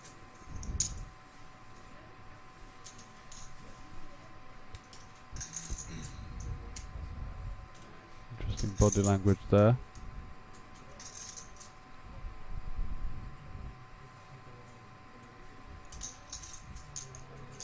Hands out. Very still. Very purposeful in his approach. Kind of quite rigid. Probably just doesn't want to go post flop and see a bad flop, but got to be ripping it in there pre, I think.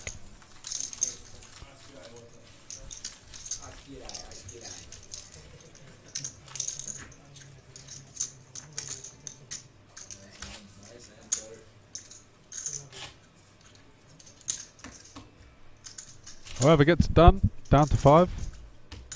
Still plenty of poker to be played on the last day of the Polish Poker Championship here at the Banco Casino. And who's your picks? Post them in the YouTube chat. Who do you think's going to win this one? I like the way Ala's playing in the white shirt in the middle.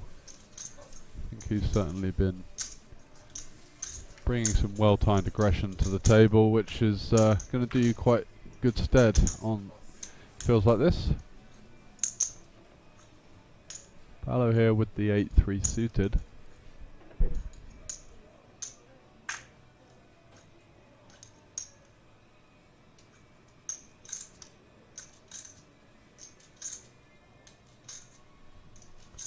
Mulling his options over.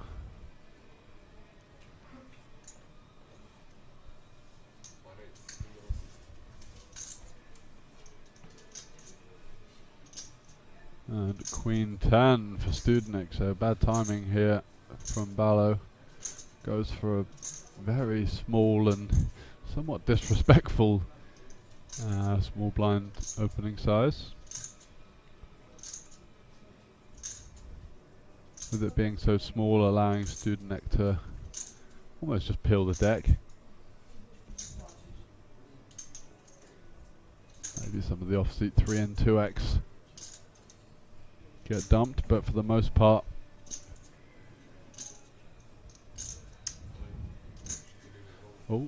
rips it in, and this one is obviously going to work.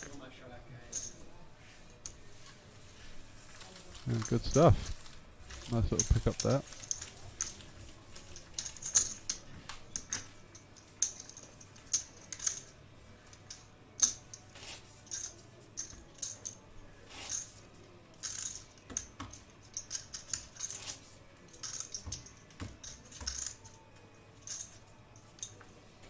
So no surprises to see Alla at the top of the VPIP standings there.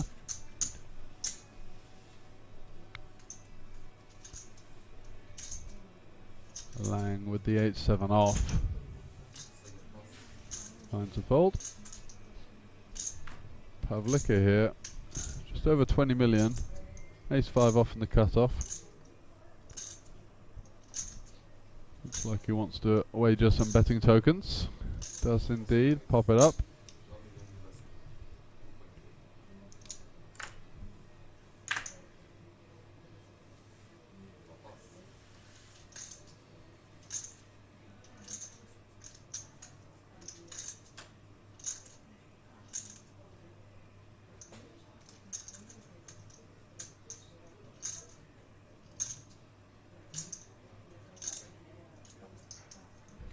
What do we have here? Studenek picking up the 9s in the small. Should be ripping it. Does find the jam. Nothing either can do with seat 5 and back to Pavlika, and certainly not going to be peeling with the ace-5 off here. Praying for some kind of suited Broadway. And not the way to play it, so good shove and a good fold.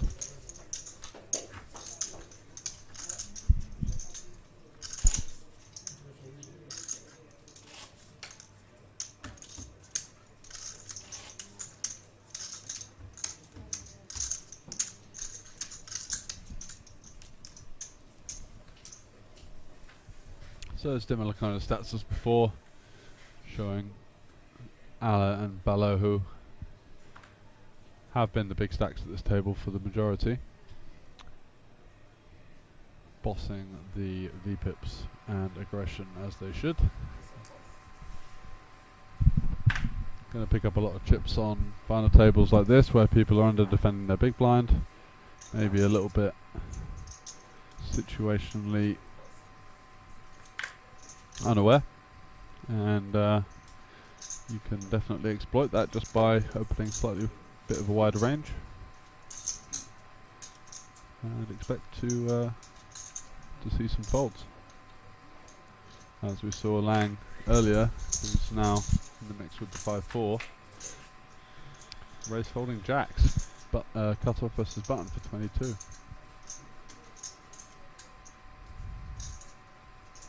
Tyler with the ace-deuce off.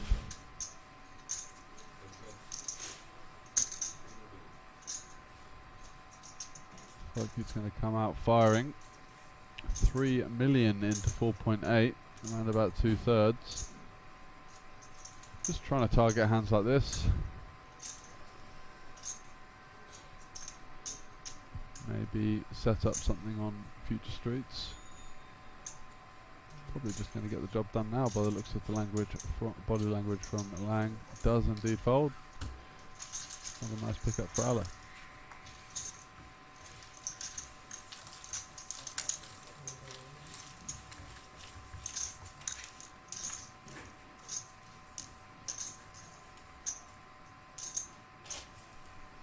Back in 2 minutes, bear with me.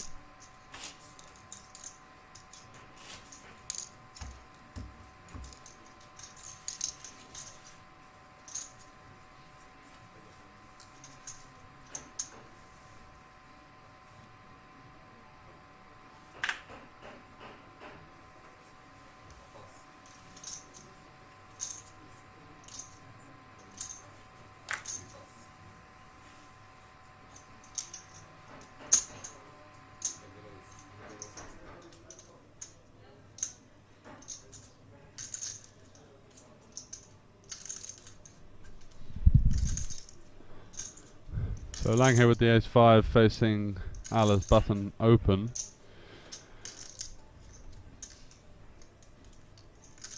Let's see if he can cook up some kind of 3-bet, or is he gonna jam? I think it might be a bit of a stretch for 22 bigs. However, we did see Ala opening 10-5 off on the button earlier into this exact lineup, so if he does have someone feeding in the info, might wanna go with it. And looks like he is all in with the ace-5, judging that button opening range to be wide enough to just jam in the 20 bigs with the ace-x, and gets it through. Nice timing there from Lang.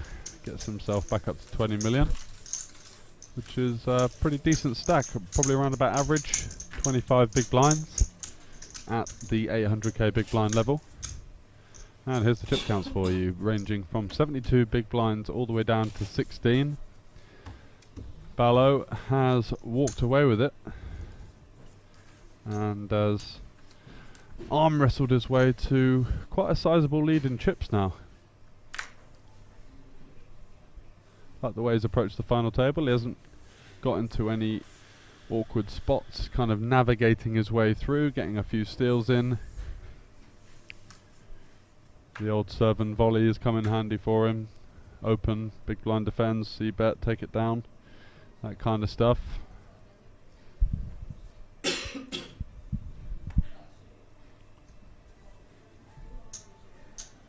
And did make a nice discipline fold earlier where it's gone EP open, button, 3-bet, not all in off of 15, and he's found the fold with ace-king off in the blinds. Certainly a good fold, but one a lot of people aren't capable of making for some reason.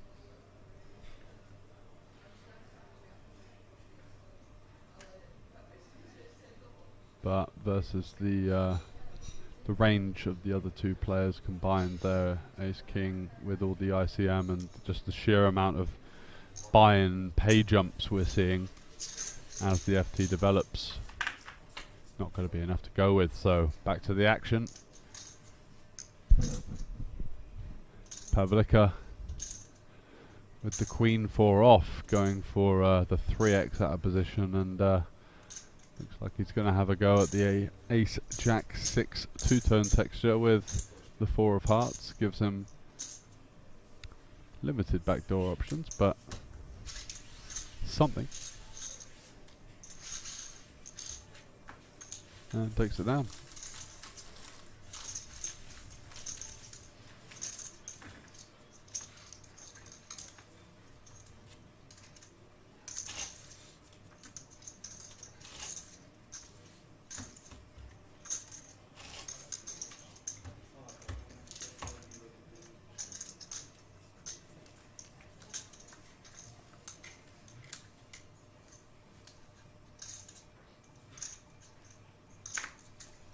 Ala back in the mix.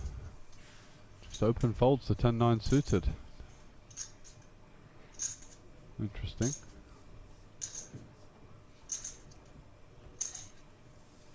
And Lang lets go of the 3s.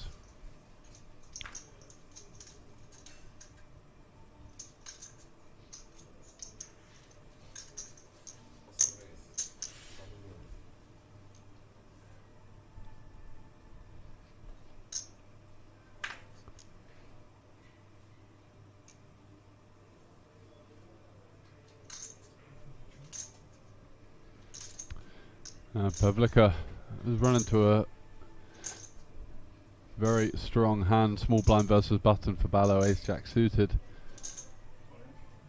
Looks like he is just going to rip. Fair enough. Puts the pressure on. Pavlika about 20 big blinds effective.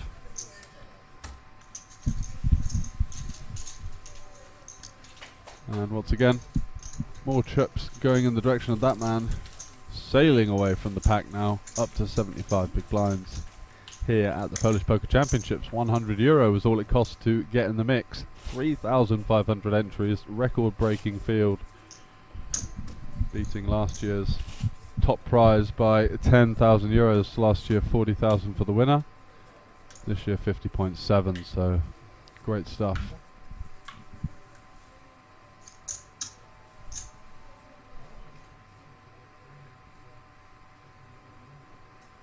And Lang taking a little bit of time to get rid of the Queen 5.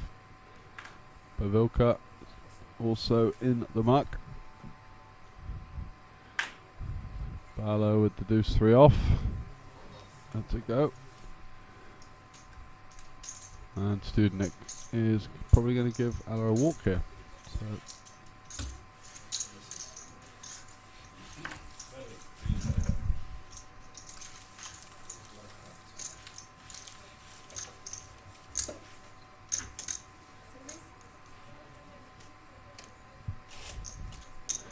as you can see at the bottom of your screen there, the Poker Code main event and Poker Code Festival with some players' parties.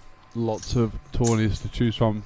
Headliner of that one, the 550, 125k. Looking forward to that.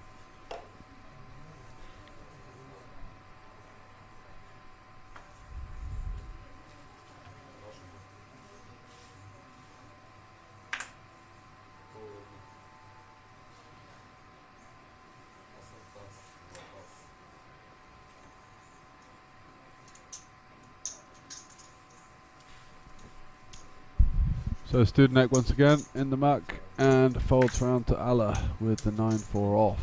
What is he cooking up here?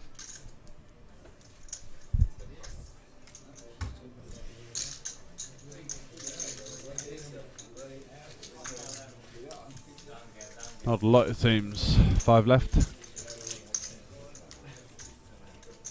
Nice to see a smile at the FT. Of course it is from the chip leader, so it does make things a little bit more comfortable. But 58 big blinds now as we move into the million zone. 1 million ante, 1 million big blind.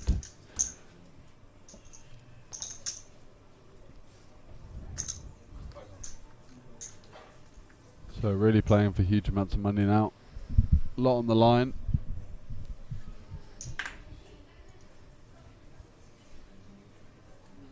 And Ballo here with the King 6 suited as the monster chip leader. Got to be opening that one up, pal. 5-handed.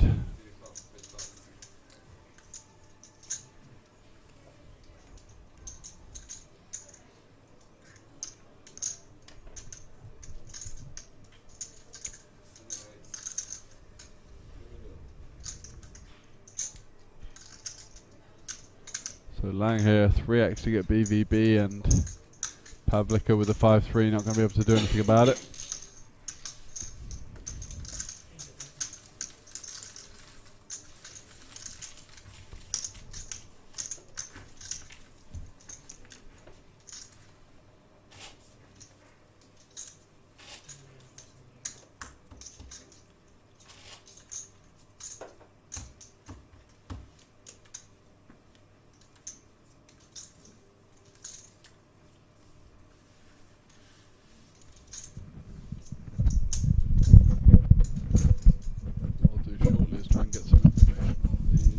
Left via Pendant Mob, see if we've got any people on the FT with reasonable amount of cashes.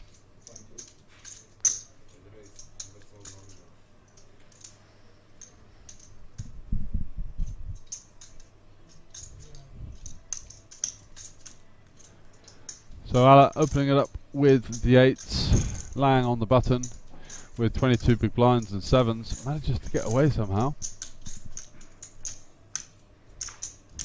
And Pavlika here with the 10-8 off. Holding the small. Josh Ballo, 9-5 suited. Sorry, Jack 5 suited. Easy defend.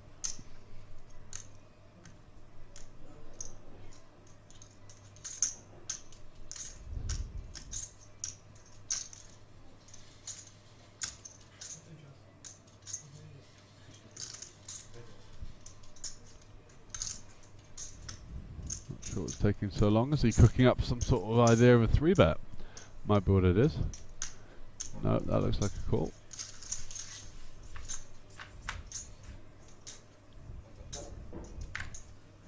And does find 2 diamonds on the flop. Alla also having a diamond with his pocket 8s. Slight favourite at the moment. Probably likely to bet this board. Just to fold out some of the overcard type stuff. A 10-9, Jack-9 suited type stuff, and 2.5 million is going to probably get looked up by Ballo here. Let's see how he continues in this hand. Does he go for the raise? Call? Let's see.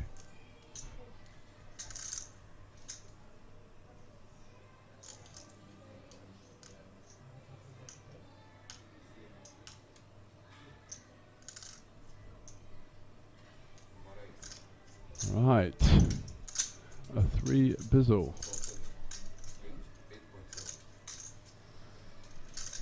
And Ala is sure what to do about this. Wants to avoid the confrontation with the chip leader, of course. Also doesn't want to get completely run over by being too aware about that. And does let it go with a pair of 8s. Very strong hand for his open in terms of where he's at in his entire range, but fair enough.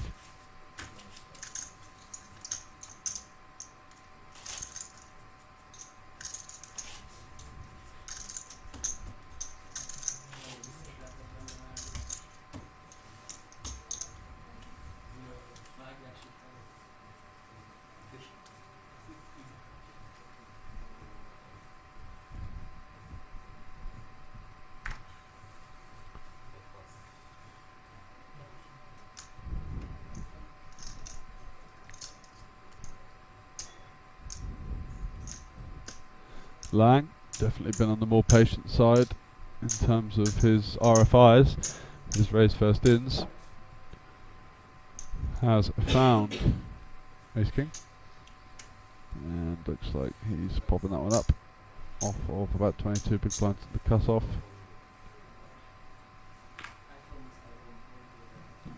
And Pavlika, no decision whatsoever with the Ace 3 off. And does fold.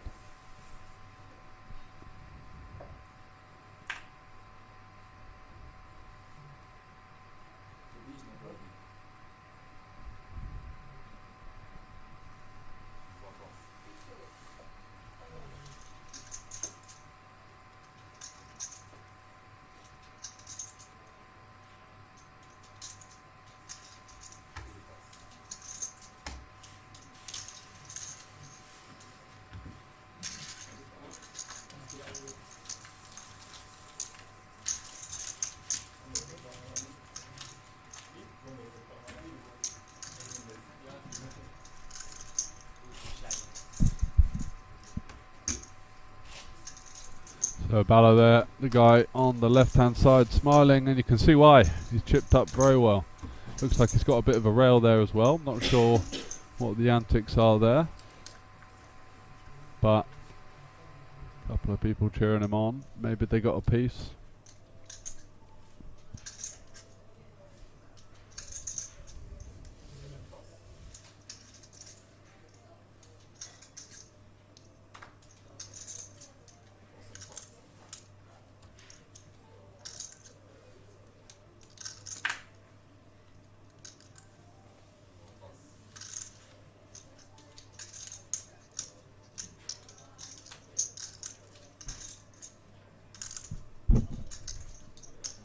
Blind be blind with the Queen 8 off.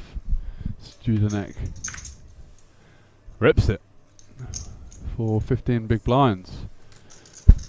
Somewhat unorthodox, but does take down the big blind and the ante. I think I'd be more of a favour of just limping that one. Hand plays okay versus the check back, pretty well versus the check back in fact.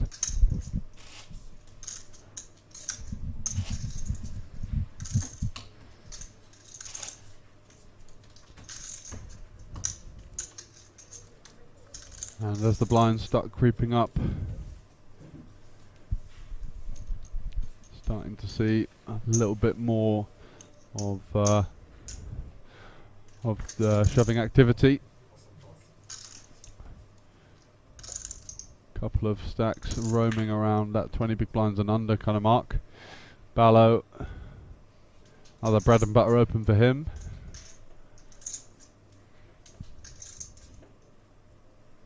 Should be starting to get a hell of a lot wider in these spots now that he's carved his way head and shoulders above the pack. Can use that to his advantage for sure.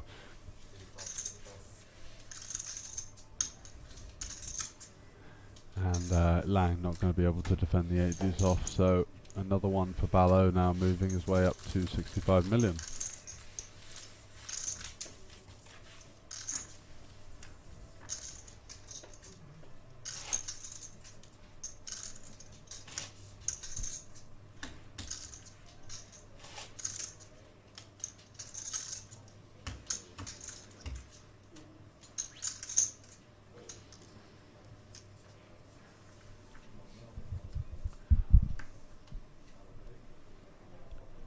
Just a reminder of the ongoing promotion we do have at Banco Casino, which is the hotel deal. If you play 6 hours of cash a night, you qualify for a free hotel room. It's something I took advantage of a couple of years ago, one of the first times I came here, upstairs in the Crown Plaza, which is a good 4-star hotel. Nice spa. So just for 6 hours a day, you get that free. And inquiries can be made via the website bancocasino.sk. So let's see what we've got here. Bello obviously opening up the Jack 10 off and facing the shove from Studenek. And an easy fold.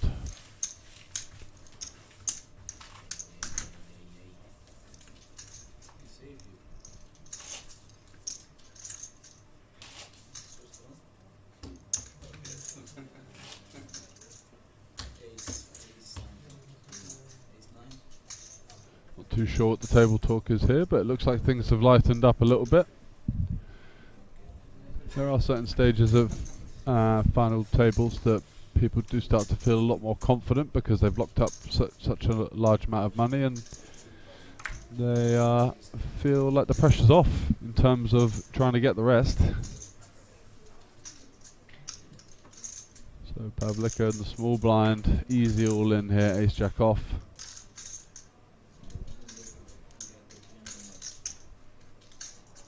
For just under 10 bigs.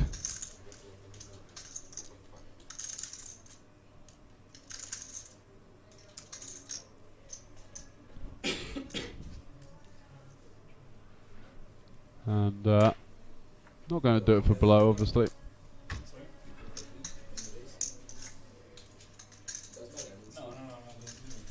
Another one gets pushed in the direction of Pavlika, who managed to get through the 10s 3-bet jam earlier with Lang folding, raise folding jacks for 22 bigs. Cut off versus button, raise folding jacks for 22 bigs. And that's the only reason why you are seeing Pavlika to the right of your screen, because but for 20% equity, he should have been out.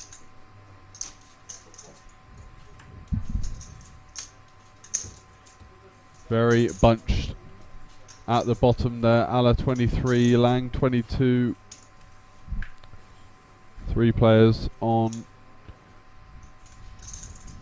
low 20s in terms of big blinds, and that should be meaning go time for the chip leader. Can really start to open up and apply the pressure on this pack as they look to jostle for positions.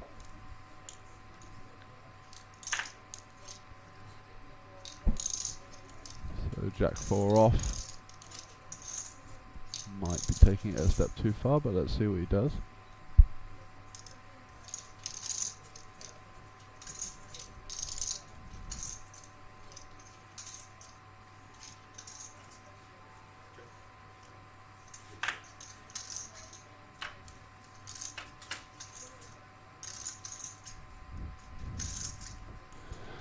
So, below flopping bottom pair, Studenek with an overcard to second pair and a gut shot.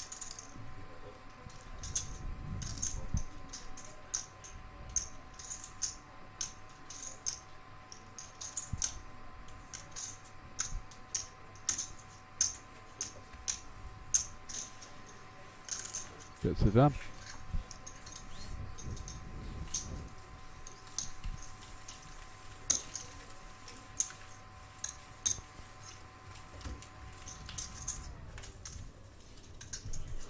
As you can see, bottom of the screen, Banco Masters coming up, €100,000 guarantee, €170 buy-in.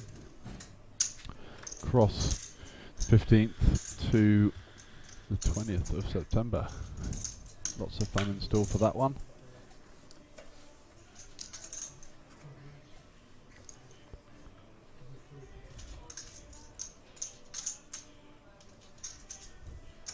Aha, Artus. Glad to have you. And thank you to everyone who's joining us in the chat.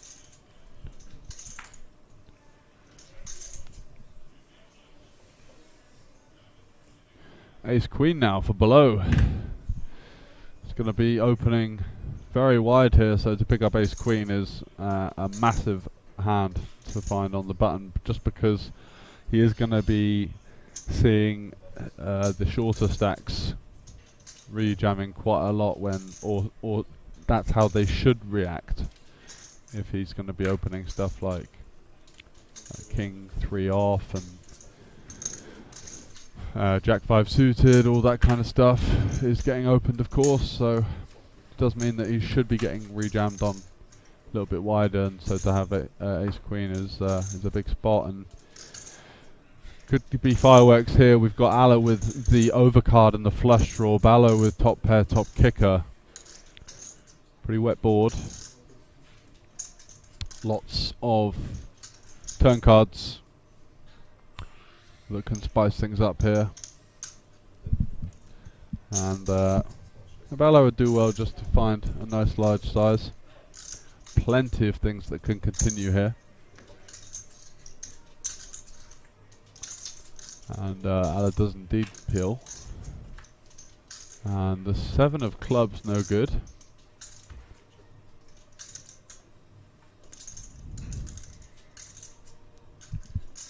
To Alla looking for a king or a spade. I picked up the bottom gutter as well. The 6 would do it. The queen is going to make Below feel like he's got the absolute nuts. And let's see how he's going to play it.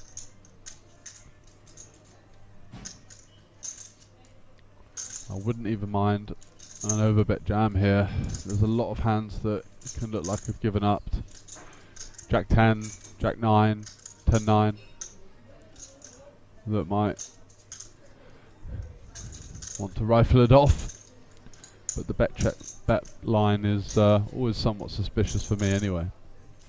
Never really sure what to make of it.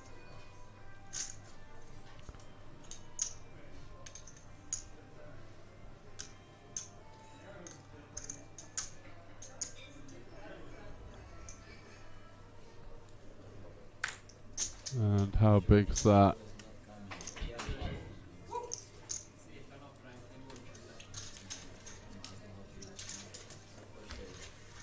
8.7 million, yeah, so a sizable wager there.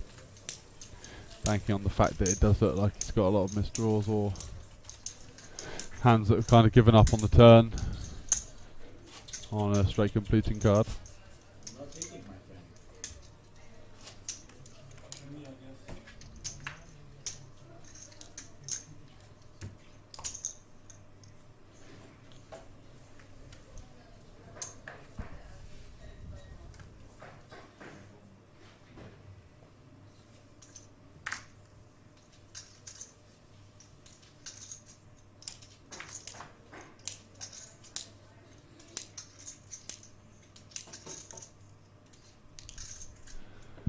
Over to Pavlika again with the Jack 7 suited, 5-handed. Not sure what he's cooking up here. Might be getting a little bit impatient. Hasn't had many cards or many spots to work with, but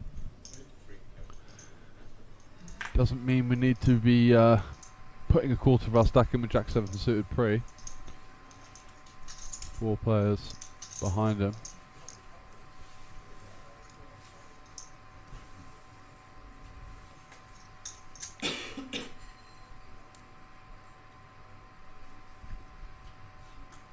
And and worked out pretty well for him, despite it being slightly on the wider side.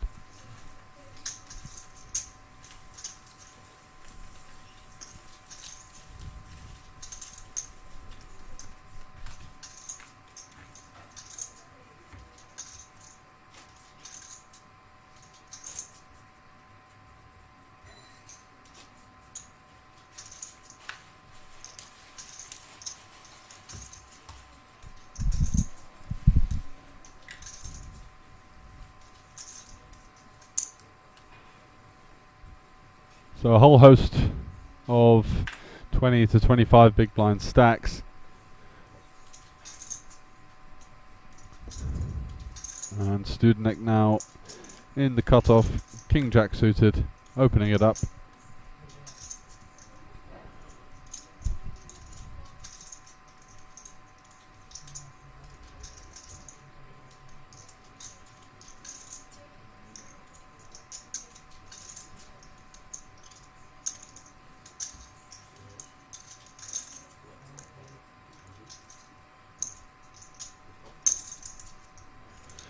And Allah flattened the button, just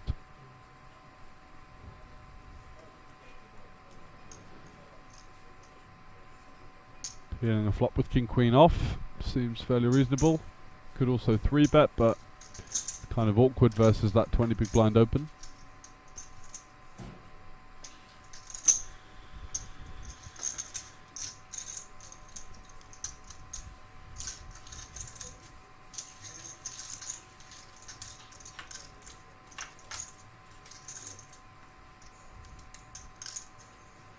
And a great flop for Allah here, taking the lead over Studenek, who's picked himself up top pair with a backdoor flush draw, and he's just going to rip it in.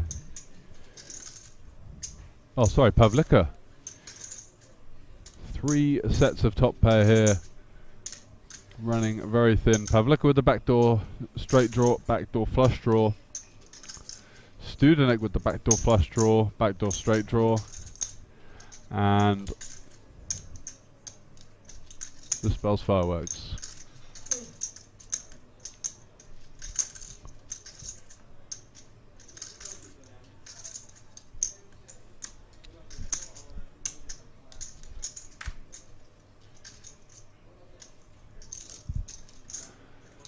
So Studenek now mulling it over,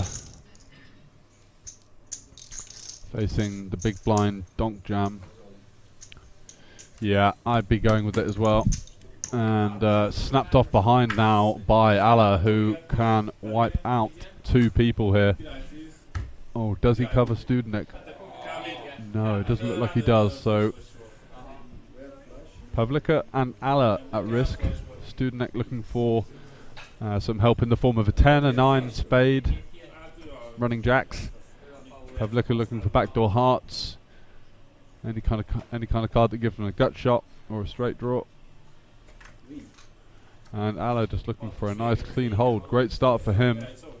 6 of clubs and 4 on the river. Gets it done. So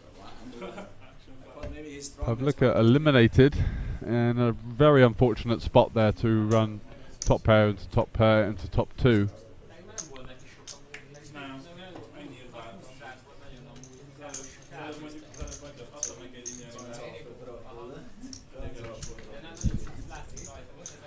And I believe he's going to have around 2 million, so he's going to be on life support, about 2 big blinds. And nothing he can do there but just bemoan his bad luck.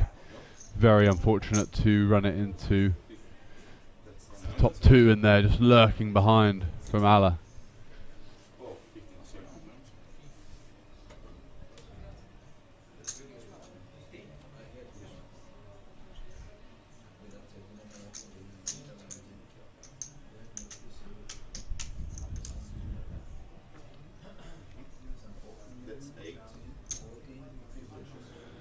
Hanging around just to make sure.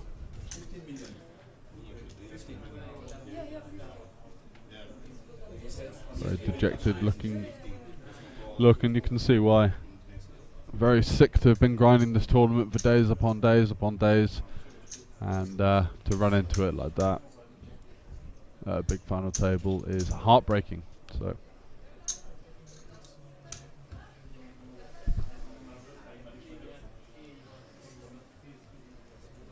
And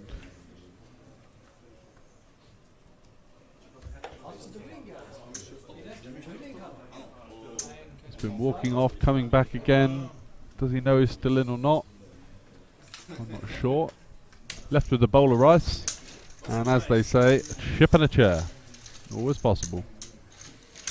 We've all done it. In live tournament, just thought, I'm out. Going, run towards the door, thinking about what you're going to have for dinner. Dealer calls you back. You got 0.5 bigs to spin. And as you can see, 2 big blinds, so 2.2 million there for Studenik, and he's going to have to whip that one in pronto and see what he can do with it. Ballo's still the chip leader, despite that huge pot there for Alla, knocking out Pavlika and crippling Studenik all at once.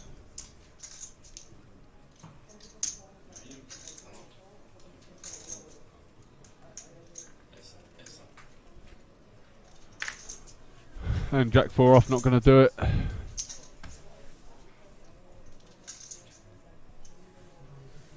If he folds, you don't need to shove everything, because if he folds and there just happens to be some kind of collision between the other two players, he can make himself a lot of money, especially in a tournament such as this with 3,500 entries. The pay jumps in terms of buy-ins, which is what you should be looking at when assessing the severity of ICM, it's just colossal.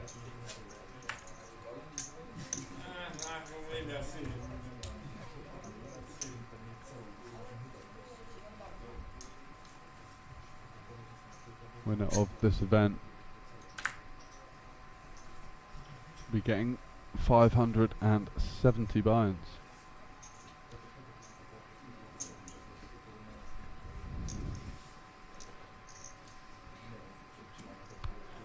So Lang here.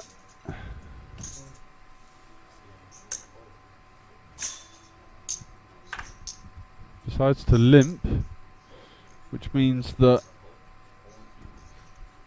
Studenik would reopen the action. No, because of the big blind ante, of course. So yeah, decides to limp and try and take it 3 ways. And I imagine they're going to just check it down.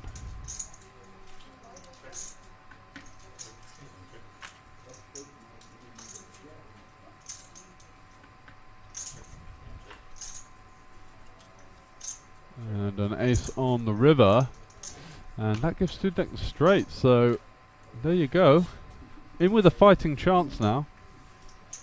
Manages to probably quadruple up. The 1.2 is just won a 4.6 million pot. Yeah, so just about quadruples up, and all of a sudden he's back in the mix with just under 5 big blinds.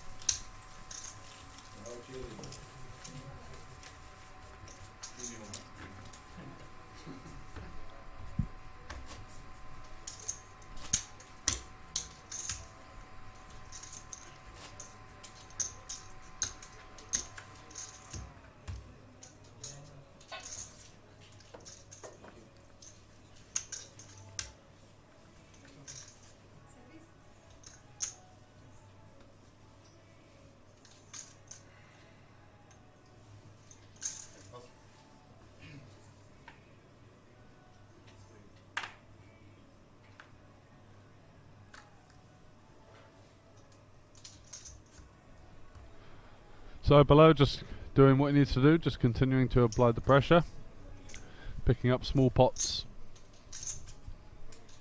and slowly amassing his stack. Studenik is going to go with the Queen 9 off, correctly identifying that it's not going to do too badly versus a super wide button range. So nice shove from him. Alan now with the Ace Jack off decides to flat. And Ballo won't be going anywhere either.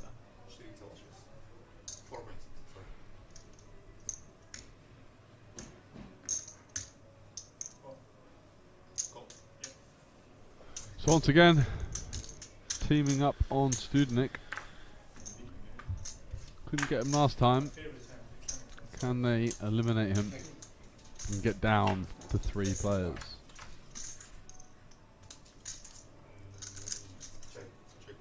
That is a flush draw for Ballo. And there it is, there's the flush. So Studenik with the Queen of Clubs redraw. So that's it.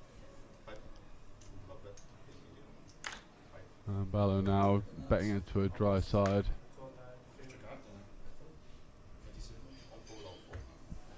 Usually going to be a very strong hand.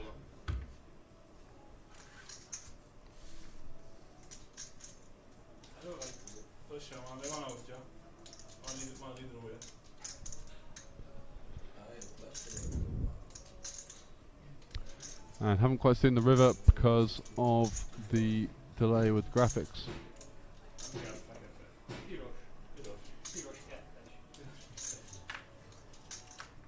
And it's a 3, so that's GG.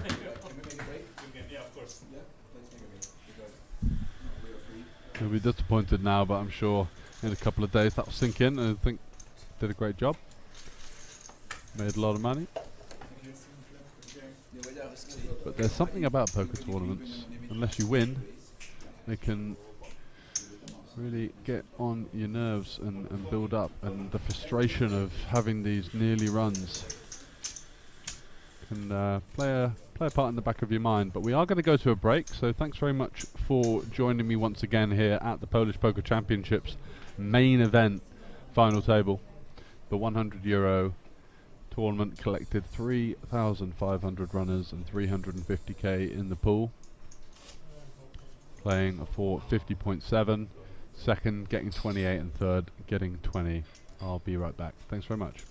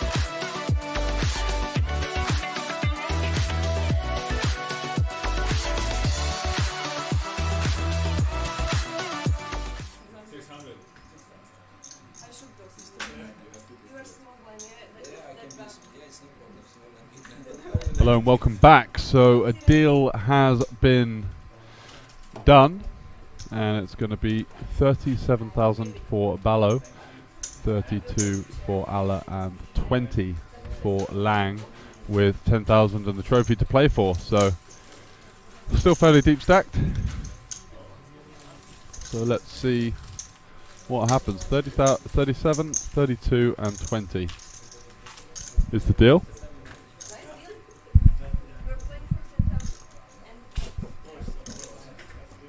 Leaving 10,000 euros to play for, so Lang has got himself 20,000, 32,000 for Alla, and 37,000 for our chip leader. All smiles now, pressure's off a little bit. Let's see if that affects how they're going to play at all.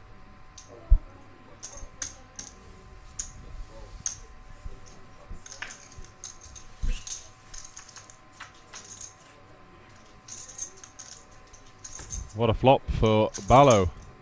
Straight away, top and bottom. Going to be c-betting here and going to be getting a bit of action from Alla, who's flopped himself middle pair with backdoor flush draw, backdoor straight draw. He won't be going anywhere. And he does indeed. Ooh, he's raised it up to 6 million actually. I wasn't expecting that. Sort of a raise for protection / value.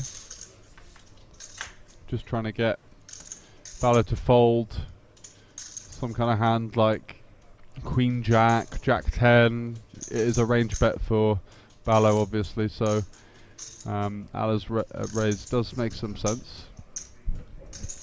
And Ballo is going to boat up on the turn now, and that gives him the check mark for the hand. So still going to have some hands that Alla's ahead of. Going to have some floats with backdoors. Spade type stuff. Ace 3, Ace 4. Bet 6.3 million and gets raised again. It's absolute carnage.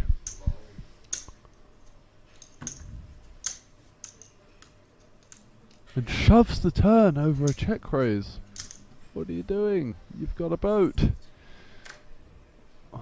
Wow, this is an absolute carnage hand, and looks like Alla's booked a taxi home or something like that. That was a very bizarre hand to almost end proceedings here as he swiftly leaves. I think he was just happy with his 32k and didn't fancy the rest of the prize pool, the 10k on offer for the winner of the three-handed sit and go. Bizarre hand there.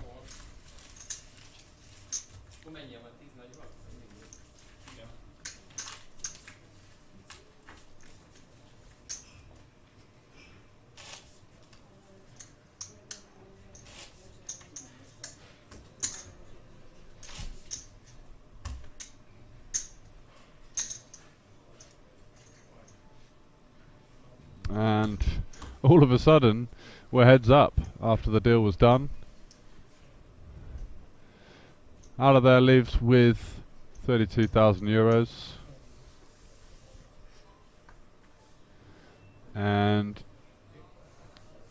now we have dominating chip leader here,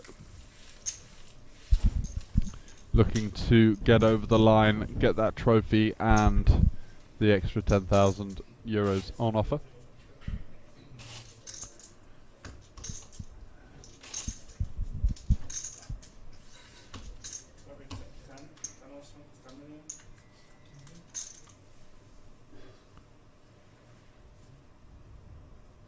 So Ballo with the ace 5 off, probably just going to see him rip this one in, and gets the fold.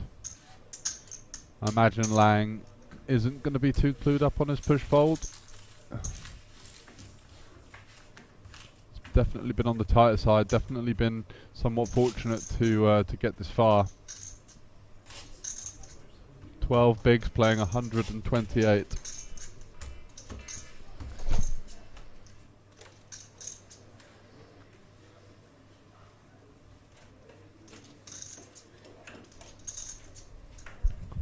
So Lang with the queen 3 off for 12 bigs, just going to fold. Can certainly limp in with those queen highs, jack highs, the jack deuce, the queen 3, the queen deuce, all those kind of hands. Want to at least be V-pipping it. Folding a high card there, heads up, is a little bit on the too passive side.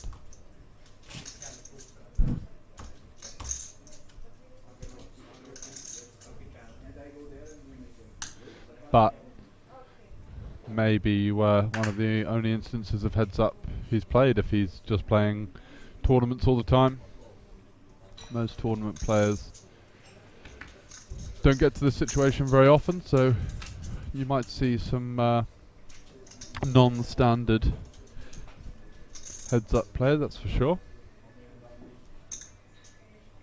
So Bala with the backdoor straight draws and backdoor flush draw, going to go in for the stab and it's going to get the job done versus the king high. Nice bet there.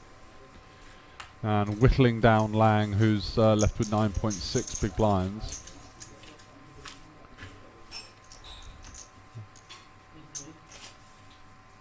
And cadre manager Susanna there coming in with the trophy, wishing both of our heads up players all the best of luck, as Bala is closing in on the victory here.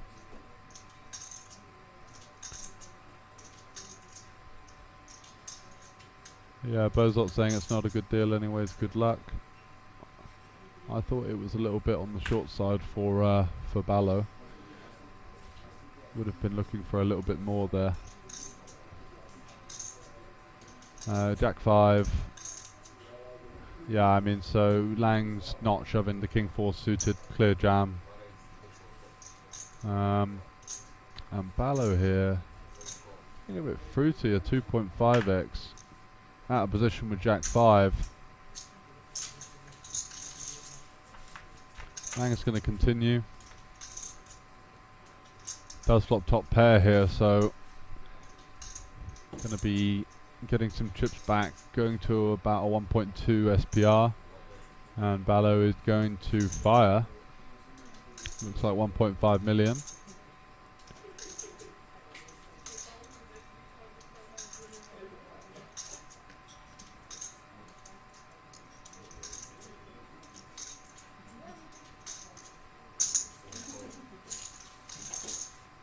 And a call from Lang. Queen on the turn. Likely to see a give up now. Just no equity whatsoever. Oh. I think he might have misread how much ballast stack is. He's been jammed on and snap folded. So the air ball there going a little bit awry. Trying to see this one out. And blasting 2 streets and a small ISO out of position pre into top pair.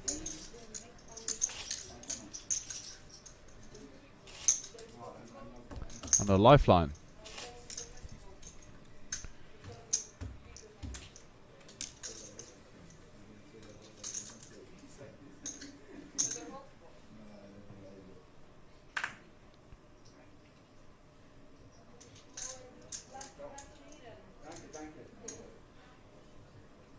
Bella with the 10-7, definitely want to V-pip this one.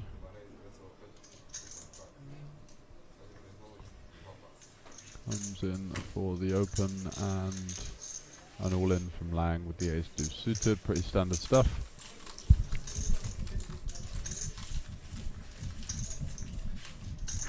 So playing about 19 big blinds effective at the moment. And to those of you just tuning in, 37,000 locked up for Ballo and 20,000.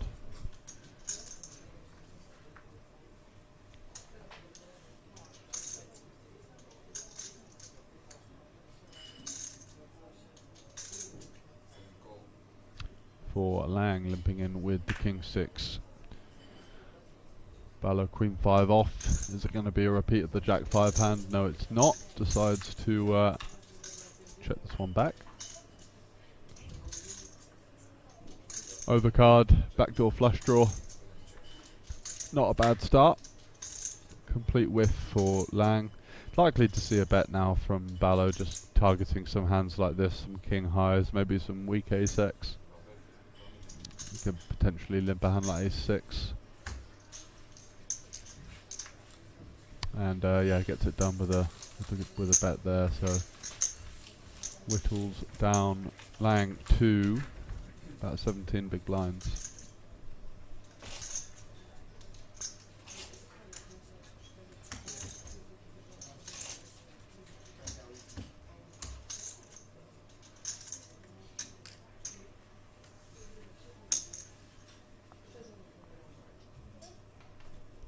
Six deuce suited on the button. Guessing it's going to be coming in for a limp. Does indeed limp. And all in from Lang with the 5s. Easy fold.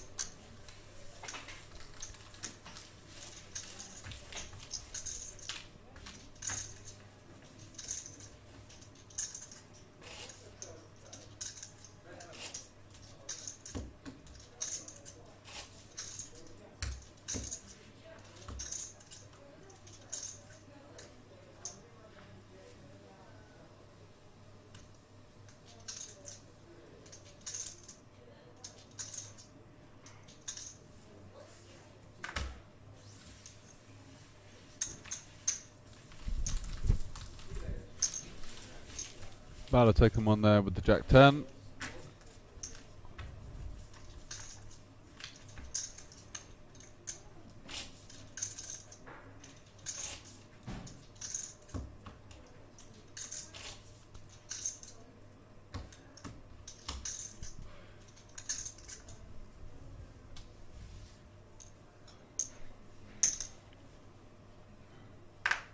So coming towards the end of the Polish Poker Championship main event, Ballo has performed very well on this final table, navigated his way through the field, had a touch of run good when he needed it. Oh, ace-8 versus ace-8, so it's going to be all in and likely to be a chop, unless we see spades, diamonds or clubs. And that's going to be choppy, so on to the next one. However, as I was saying, end of the Polish Poker Championship. It's been another great event. Smashed previous records with 3,500 runners. The high roller got 50 entrants from a satellite that ran during the week, €35 satellite. Incredible numbers in that one as well. And just the overall event has been fantastic. Lots of cash game action as well, from anywhere between 1-2 and 2-5 for Hold'em, and 2-2 and 5-5 for PLO.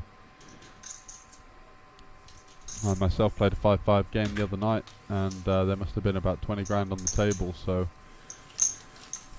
big action.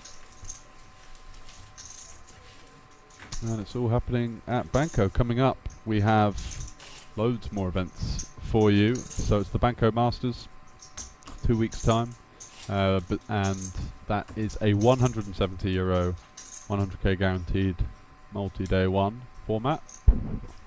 Very good structure, something that I'm looking forward to playing. Before that, between the 9th and the 13th, is the Poker Code Festival, hosted by Fedor Holtz himself and co. It's going to be a 5k high roller in that. There's going to be a 220 bounty and the 550 main event with 125,000 guarantee. So Ballo opens it up again, and Lang on a little bit of a heater for the last 10 hands or so in this heads-up duel. Finds another suited ace, pops it up and receives the fold. Lang back to about 20 big blinds now.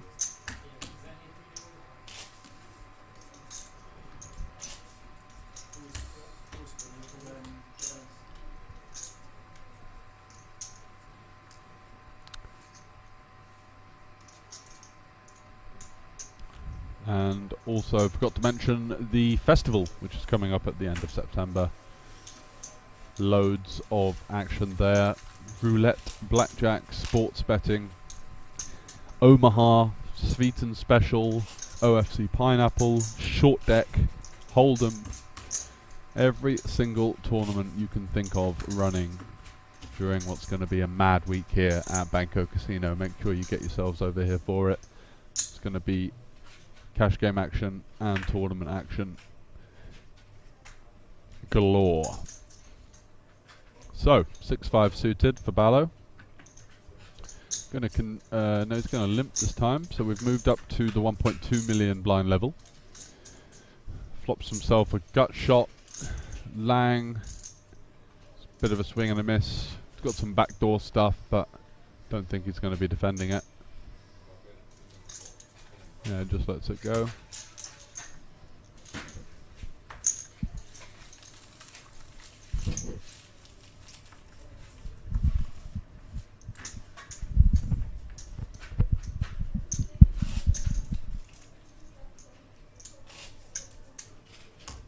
And Ballo gets one. Hasn't won that many of the last 10 or so pots. Still trying to close this one out, but Lang so far somewhat of an awkward customer to get rid of. He's found some hands when he needed to, whittled his way down to 8.5 big blinds and made somewhat of a comeback since then.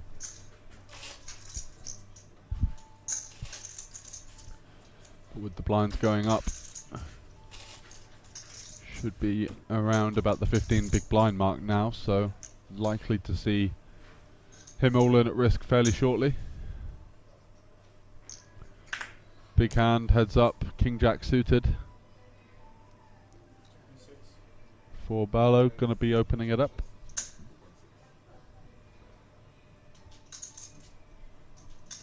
Hang with the 7-6 off. Folds. Okay. Very tight.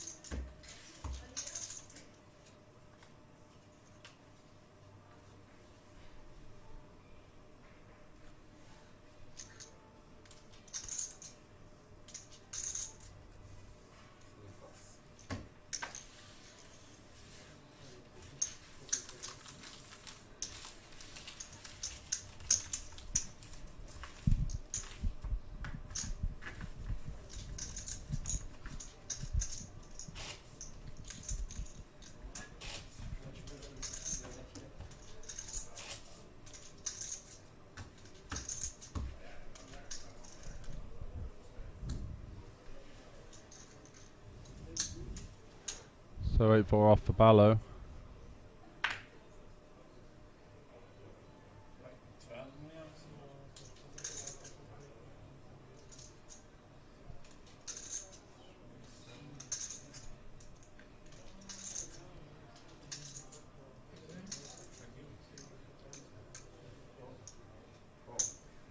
Looks like he's going to come in for the limp. And the Lang checking back the 9-6.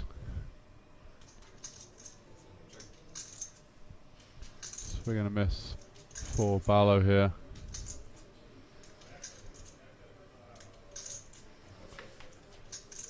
Maybe if he had a heart he could consider stabbing.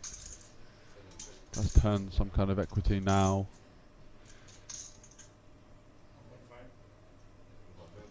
With the open-ended straight draw.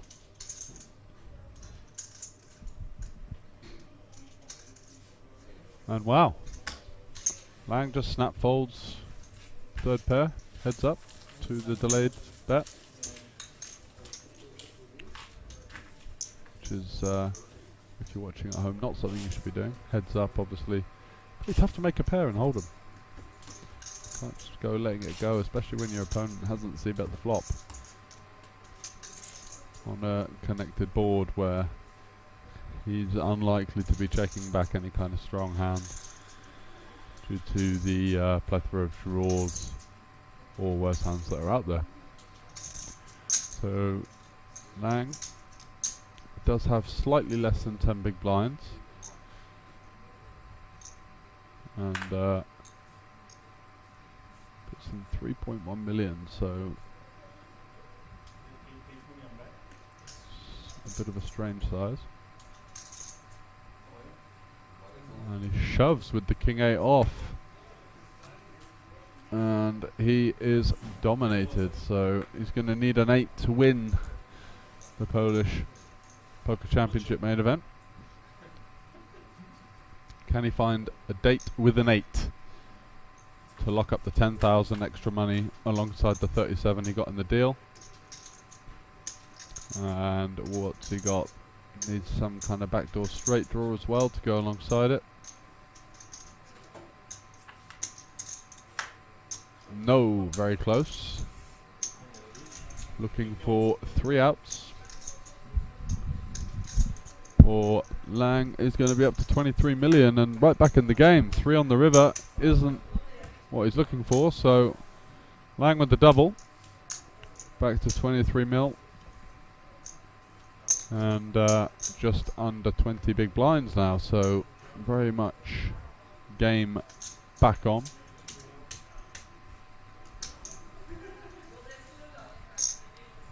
And a little bit of post-flop play at 20 big blinds rather than the sort of more standard pushing that you see at 10. So it should be quite interesting. So 97 playing 19. Almost a 5-1 chip lead.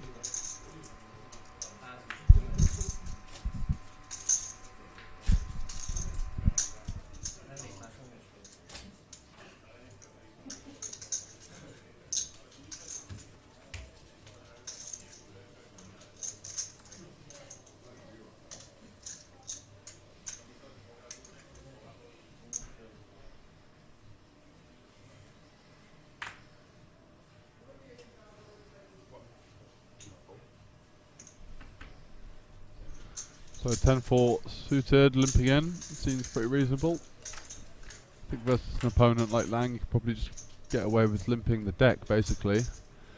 And wow, straight for Lang, and top pair for Ballo, so pretty much a cooler heads up. Having top pairs are very strong, especially versus the extremely wide check back range. Bets 1.2 million and is shown an instant raise from Lang. Oh, and he shoves it in. No, no, no, no, no. Oh dear. This is a very passive opponent. Ripping it in here. No backdoor flush draw. Not in great shape. The 9 gives him hope. He needs a 10 or a 9 now. 4 outs for an absolutely sick way to win the title if he does find the 10 or 9. Getting it in almost dead. And it's not the king, so little tease there for Lang just to get the heart rate going. But another double. So we've got 40 big blinds versus what should be about 80 big blinds now.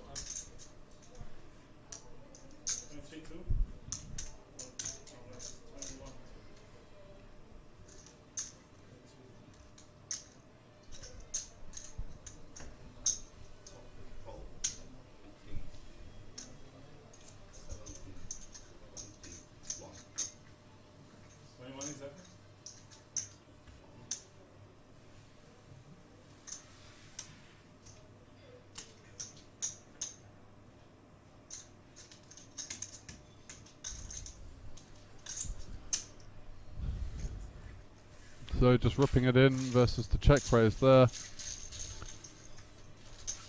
And Lang showing up with the goods.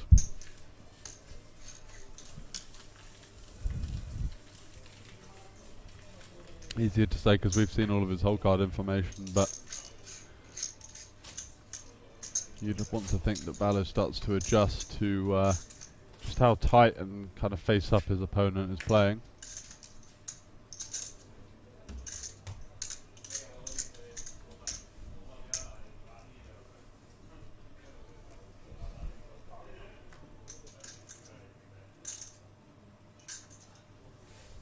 Lang folding the 6 deuce.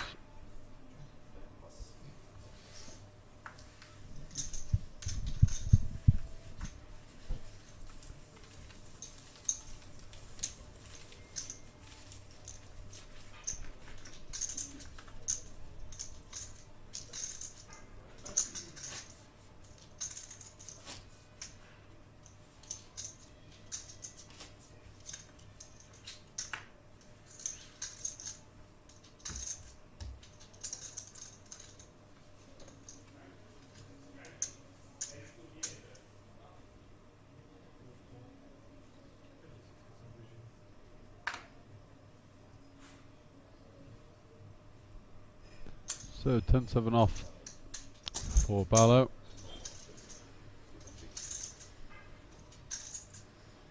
This is a 2.6 million easy defend for Lang, so see a bit of post flop here.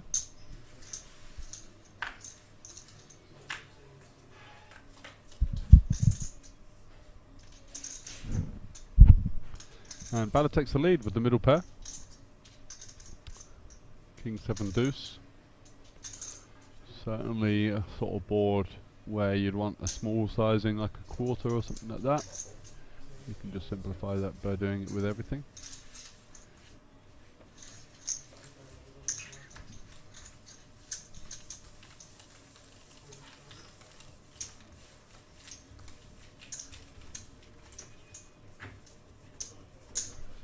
And the heads up match goes on. Ballo had him whittled down to 8.5 big blinds twice. And Yang been hit by the deck to survive, that's for sure.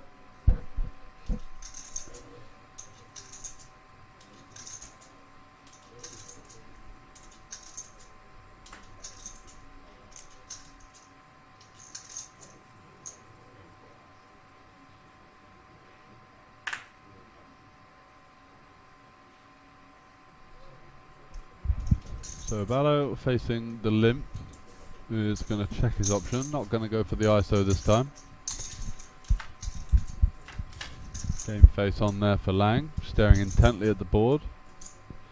Flops himself top pair.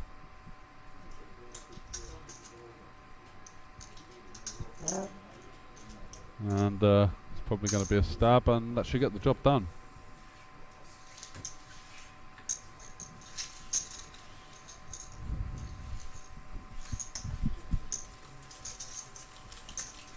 Ballo looking a little bit dejected there. It's really important to keep your head in and present when you're playing heads up, because it's so easy to get carried away with the inevitable swings that are going to happen.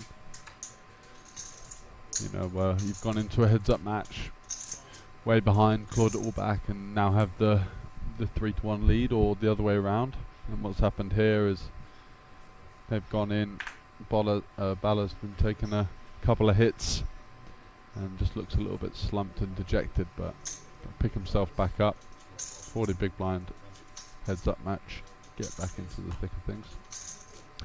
Lang with another huge hand, ace 5 suited. Let's see what he does with that. I imagine he's gonna 3-bet.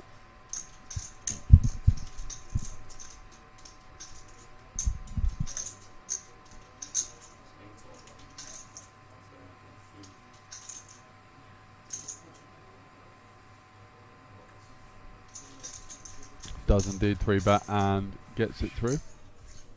3D suited, not going to be in that defend.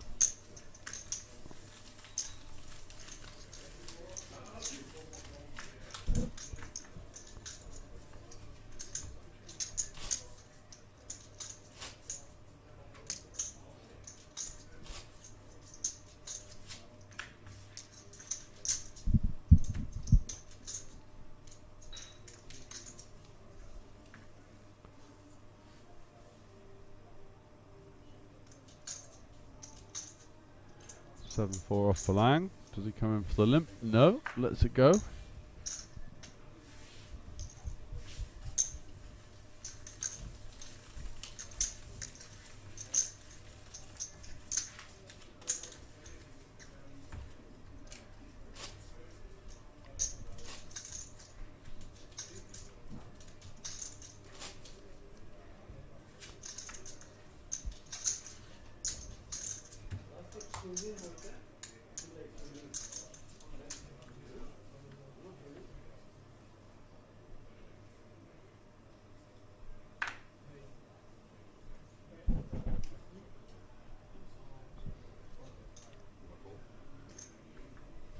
So limps in with the 5-3 off. Lang looking to check back with the 7-4. Flopping a gut shot versus Balor's 2-pair. So going to be seeing a turn card here. Both players have a piece. Balor's obviously a lot better at the moment.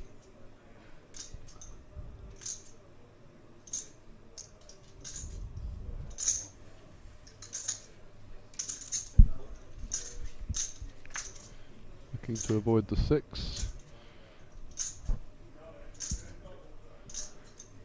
And an 8 doesn't really change anything. 2 pairs still extremely strong heads up hand.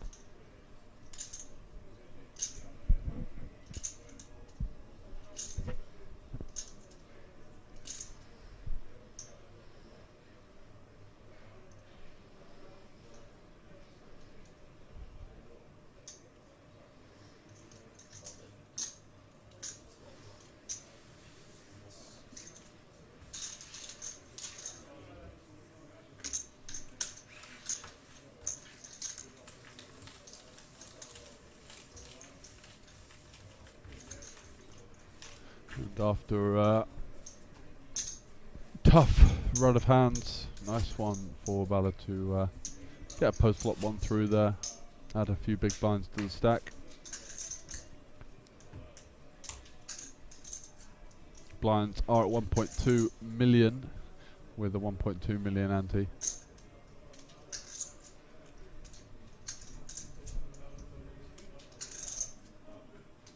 King 7 off for Lang.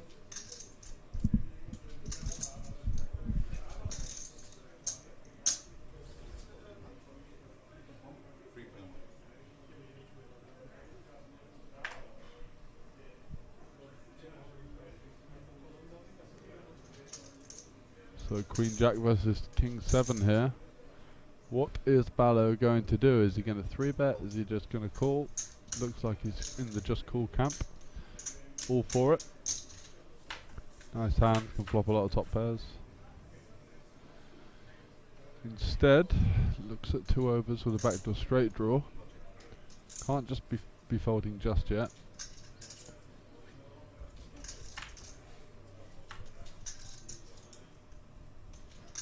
And a good card for Balor to represent now.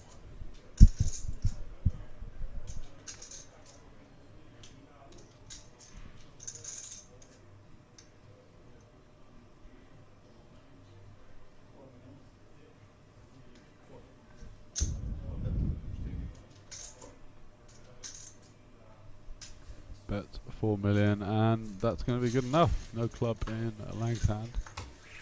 And just waves the white flag with the king on her straight away.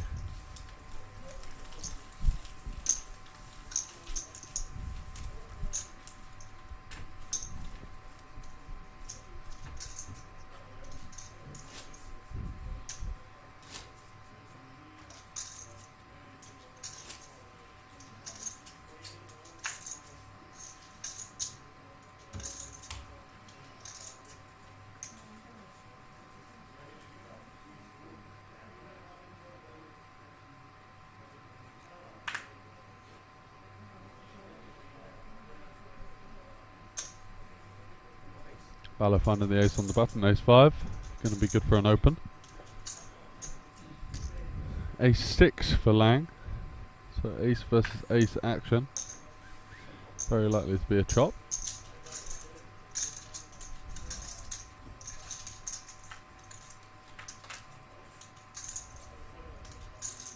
Six, 6, 10. flopping trips. And continuing the run of good fortune is Lang. Fallow here with the ace high. Could elect to check back. Can also bet very small for value / protection. Get called by gut shots, king highs, some queen high with the back door. And the check raise from Lang. No messing about. Flops trips. Looking to start getting the money in there. No, you don't need to defend this with the ace 5. No backdoor, just naked ace high. It's going to be tough to realise your equity on future streets if your opponent bets one more on the turn, for which he has a lot of natural bluffs to do so.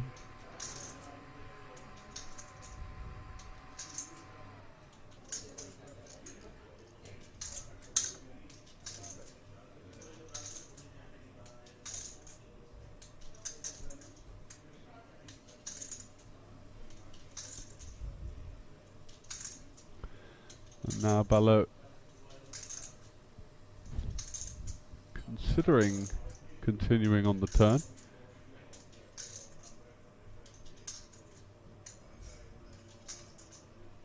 Maybe turning his hand into a bluff on a club run out.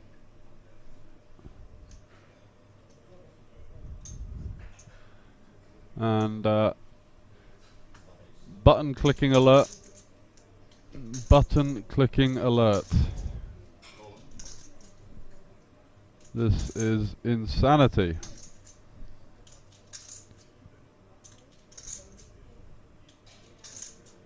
And Lang's just sat there thinking Christmas has come early here. From the way he's played, I imagine he's probably just going to jam.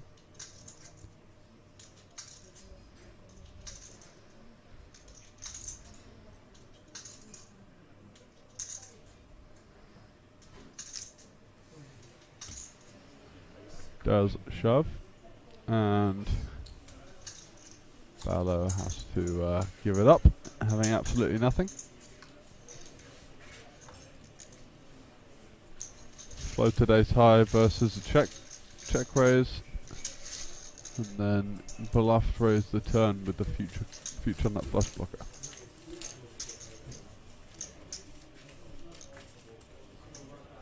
So things very even. Stevens all getting that way anyway.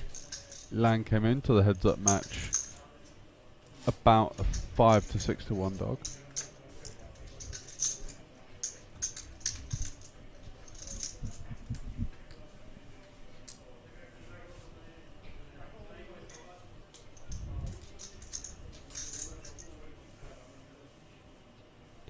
A7 suited, another great hand for Lang.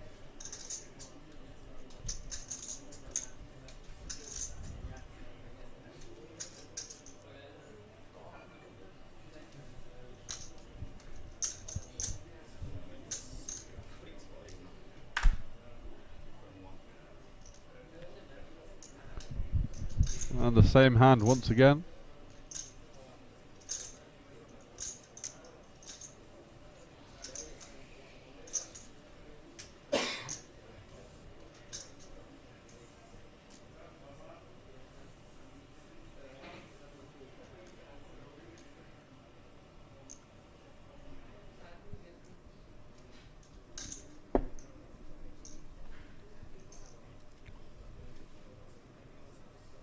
Like Ballo carving out a 3-bet here.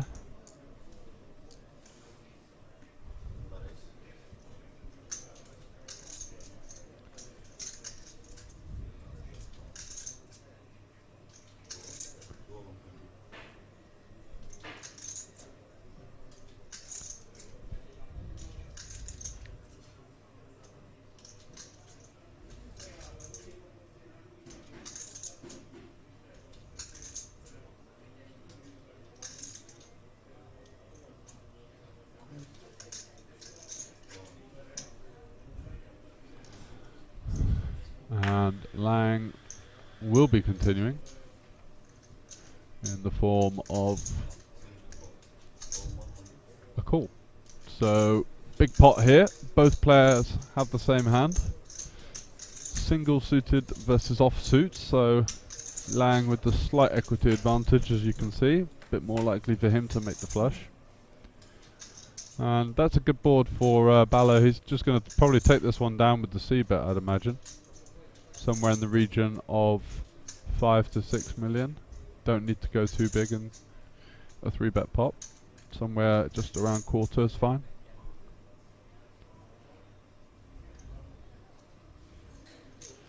Keeps your opponent's range nice and wide as well, so you can attack that on future streets.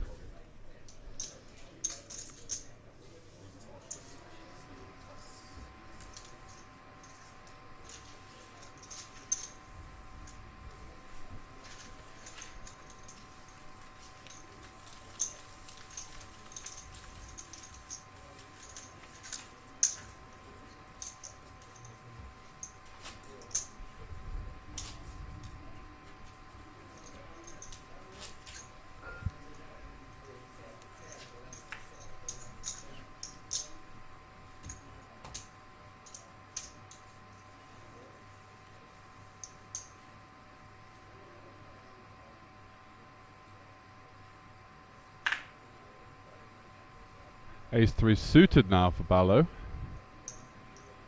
For sure, going to be an open. Call a 3-bet.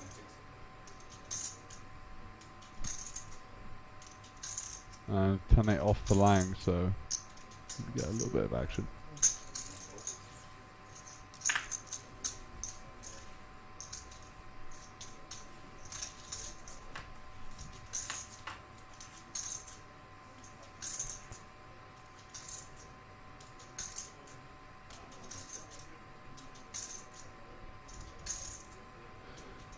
And 7 deuce deuce. Going to see a small bet, I'd imagine, from Ballo here. Just trying to clear out 2 live cards, like exactly what Lang has. Lang having backdoor straight door, backdoor flush draw, 2 overcards would also be a little bit weak in his spot to just let it go, but does.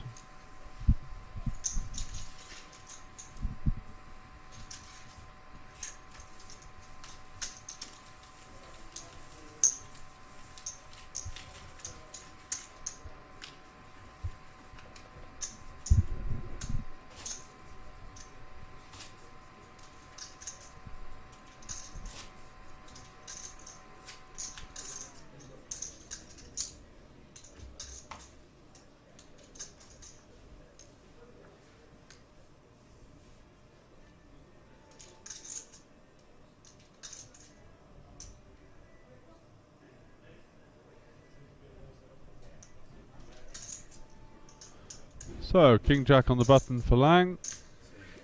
Certainly going to be opening it to 3.1, that slightly larger size that he's been using. And the Jack 10 off defend. Force mandatory from Ballo.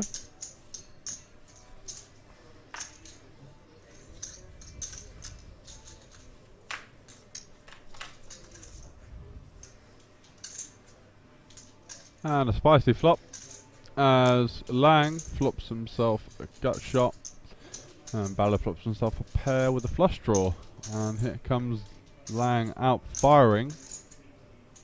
That looks like at least 11 million. He's overbet and Ballo is all in, and it looks like a bit of a misclick from Lang, who realises his mistake. Don't really get any overbets on a board like this.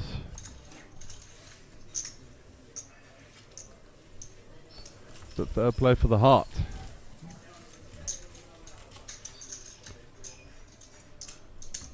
And once again,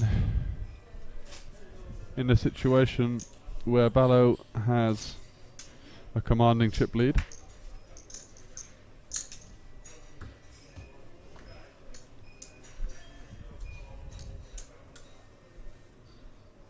And let's see if he can see it out this time. 9-7 suited. Suited and booted, ready for the market. What's he gonna do? Limp? Yeah. Playing with the king 8, just checking it back. And likely to check fold, I'd imagine. Got a stab here with the 9-7.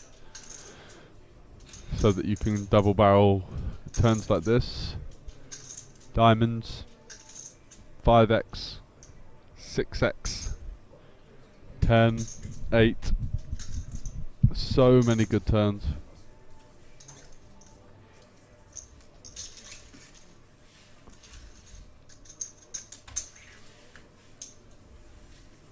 So 95 playing 21 big blinds for 10,000 euros plus the trophy. Barlow is already guaranteed 37,000, Lang 20. So Lang the short stack in the final 3 deal.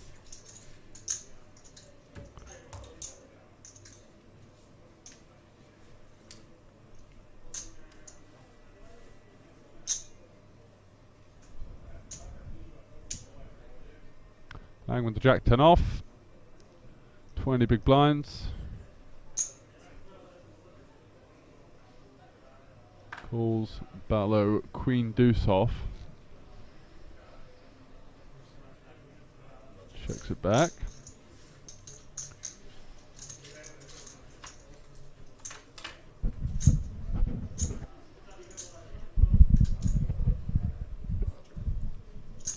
And Barlow running pretty well last few hands. Might get Lang to put some money in here with the gut shot. Does get a bet out of him at least.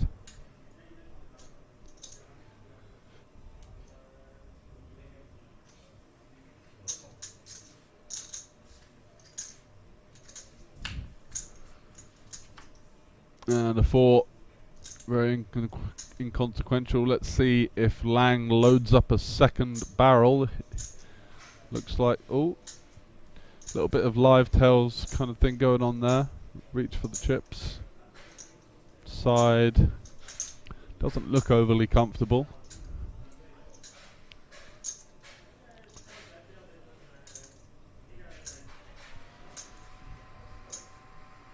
And on the completely rainbow board, Barlow might be forgiven for thinking, what the hell has my opponent got here? But plenty of 10-9, Jack-9, Jack-10.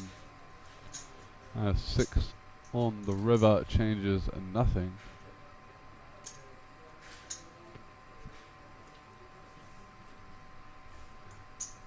And eventually Lang waves the white flag. And Barlow picks up another one. So Lang down to 17 million now, which is about 14 and a half big blinds. Danger zone.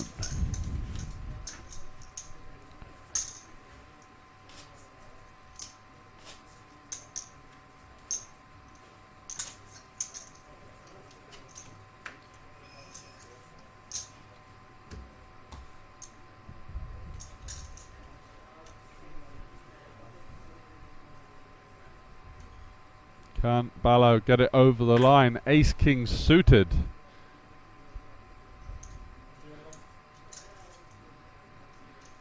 Anything but shoving or folding. Obviously the 2 worst options.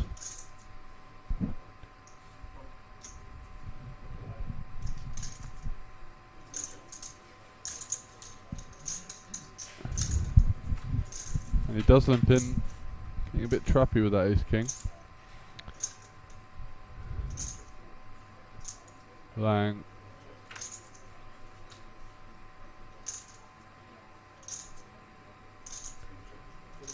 Picking up a flush draw, does Barlow on the turn. May see him stab now, may see him check back.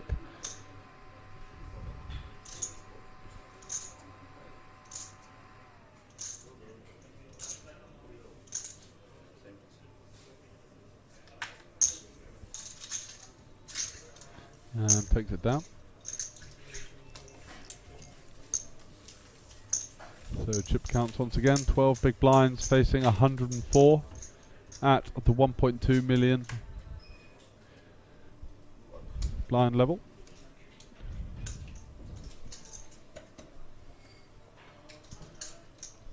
$1.2 million plus the big blind ante, so changes the way that you should play heads up a little bit more.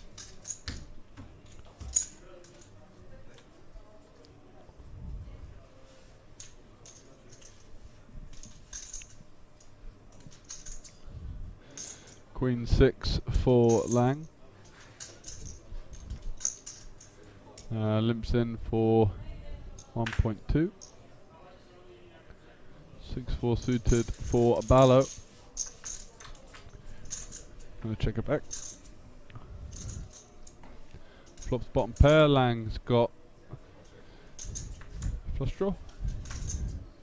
And gets there with the 6 of hearts.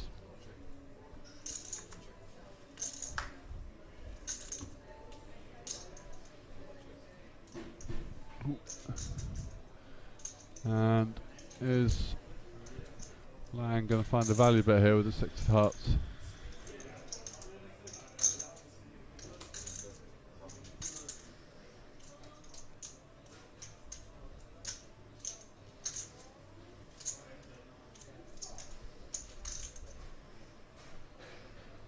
Bets 2 million into 3.6.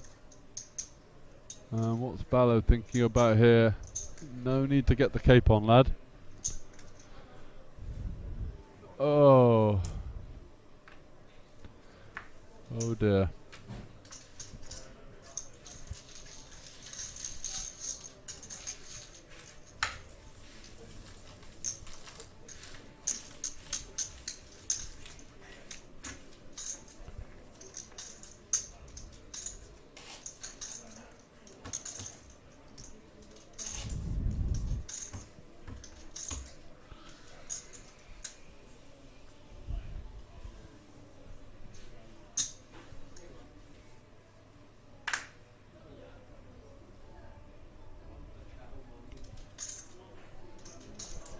So 3 is for Ballo.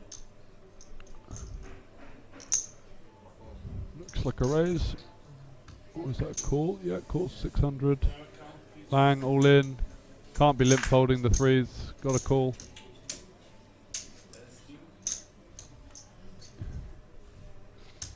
You've just got a call. He can have ace 2. He can have king 2 suited. He can have king 3, ace 3. You dominate a few hands. He is going to limp call. Should have shoved, which would have been better, but he has got a flip for the title. 3s versus king 4 suited. Lang's been getting the best of him in the all-in confrontation so far in this heads-up match, but Ballo looking to seize that title and the additional 10,000. Let's see what's in store for us.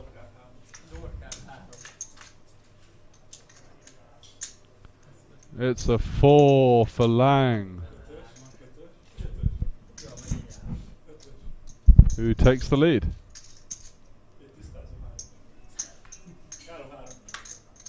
And a 9 on the turn changes nothing. A 3 and a 3 only will win. Ballo, the Polish. Ooh, no dice. Polish Poker Championship, I should say, here at Banco, with loads of great events coming up. Have a look at the schedule. I've mentioned it many times. BancoCasino.sk.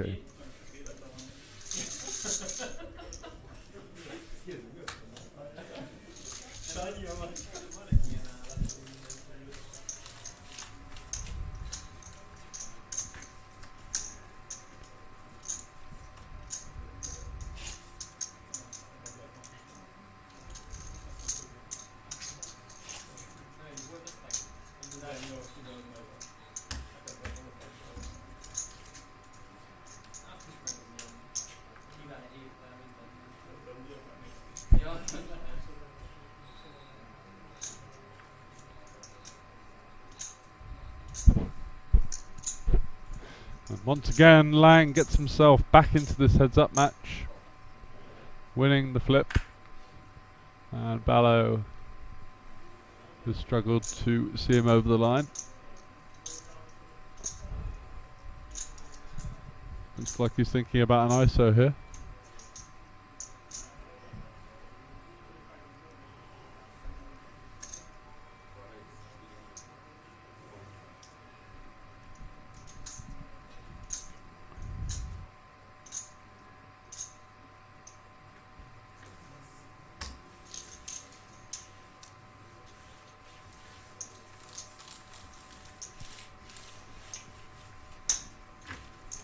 Takes it down.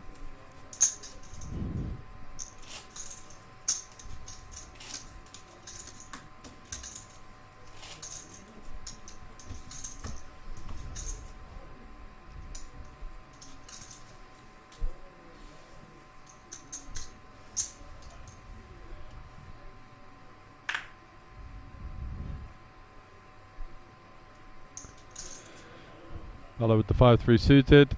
It'll be an easy open.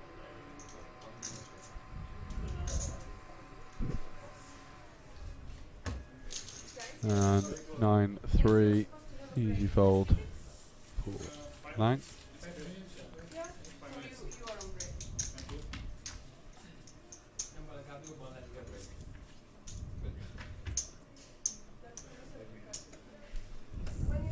And looks like they're going to have a quick break.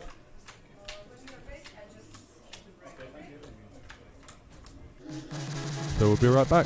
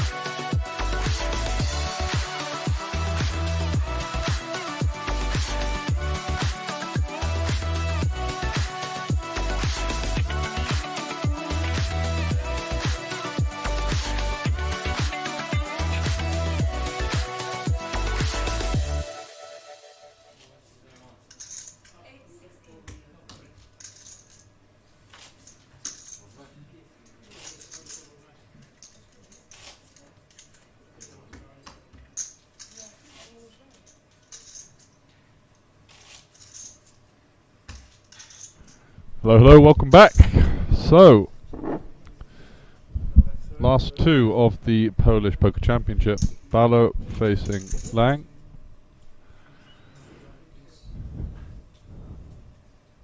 Lang managed to claw himself back into this heads-up match.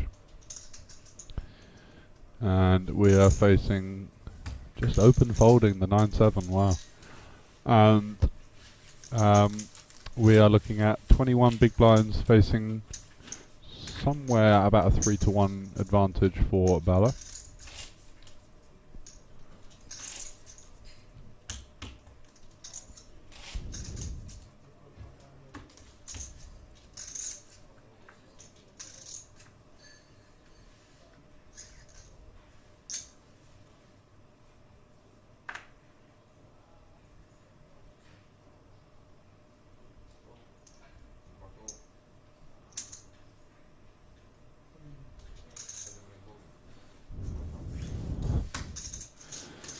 And Lang shoving the ace over the King 8 open, getting that one through.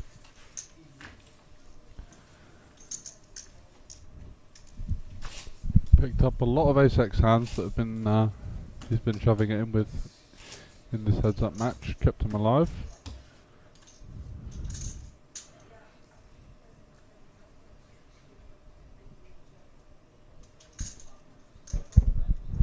So 10-8 suited.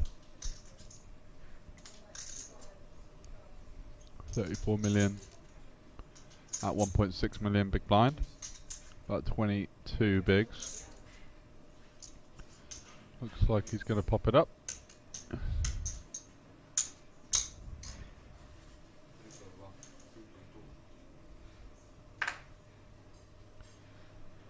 Eight six off for Bala.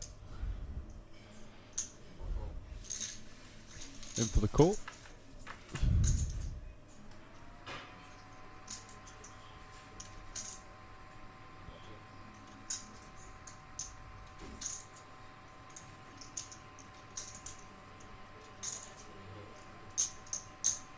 And Lang coming and firing. It's a very large bet actually. 6.5 million.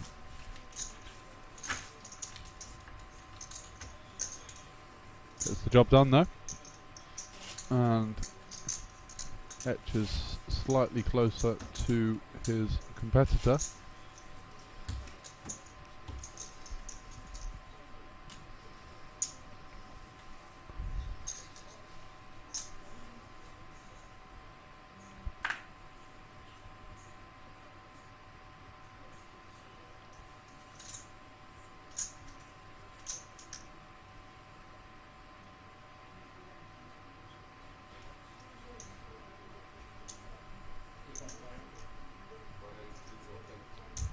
So Bala with the 8-6 off.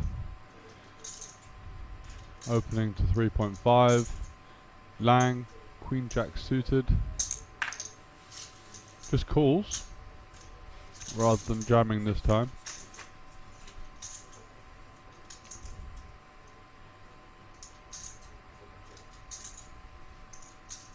Huge flop for Lang.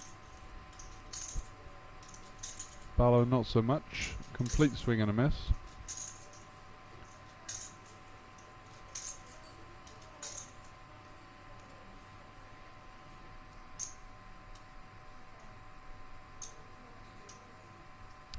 And however much he puts in here is going to get shoved back in his face rather quickly, I would imagine. Yep.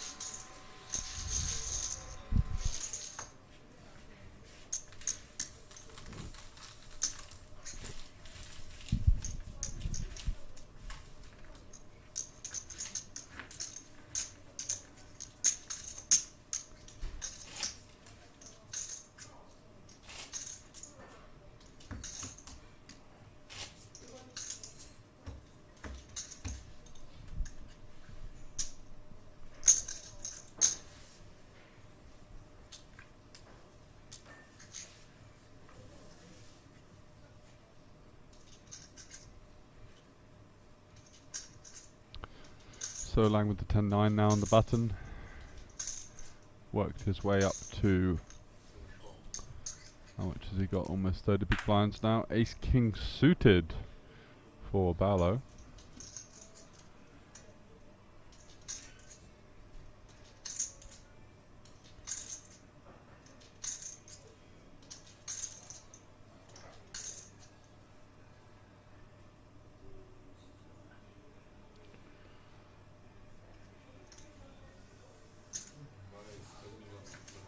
Raises to 5 million by the looks of it, and gets it through.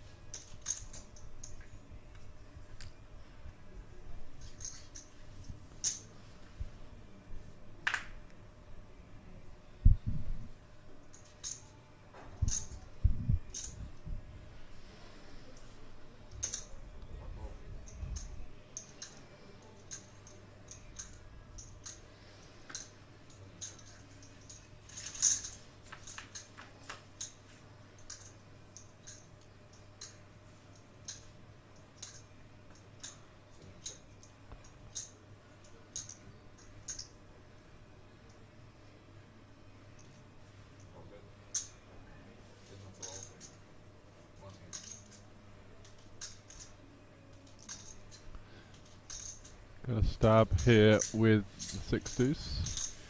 Gut shot, looking for a 4. Imagine he's gonna continue to bluff. With just 6 high, obviously no showdown value, so good candidate to use as a triple barrel here. Can start pressuring some of your opponent's 5x. We've seen already Lang under defending post flop versus these second barrels. Barlow might be aware of that or putting that into use now. And does in fact get the snap fold from the 3, so great result.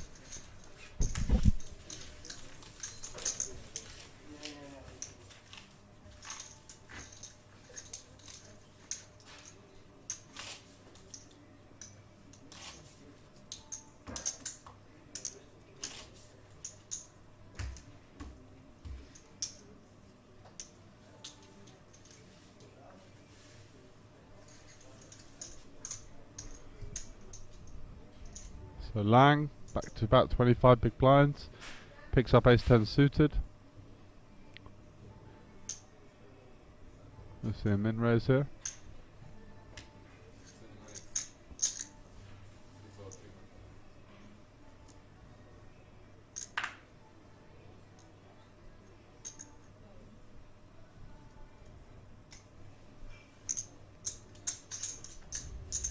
So Mala defending the 8-6. And flopping middle pair with the backdoor flush draw versus top pair. Going to be likely to see some money going in here.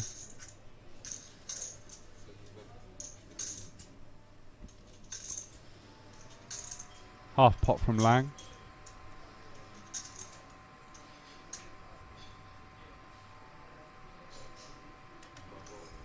And a call from Barlow, so already becoming quite a big pot. 6 on the turn.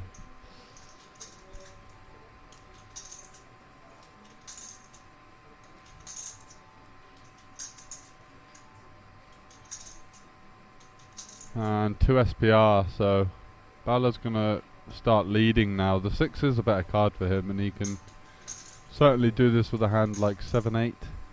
Some flush draws. Oh, and he just rips it. And this is going to be all over unless Lang can find an ace.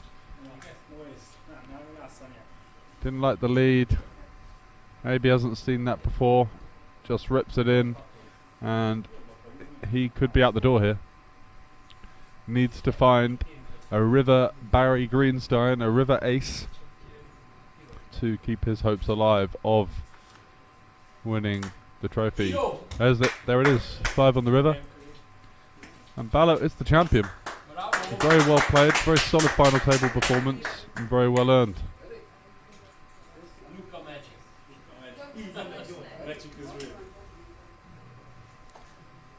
He takes home 47,000 euros after winning 37,000 in the deal, and they were playing for an extra 10,000.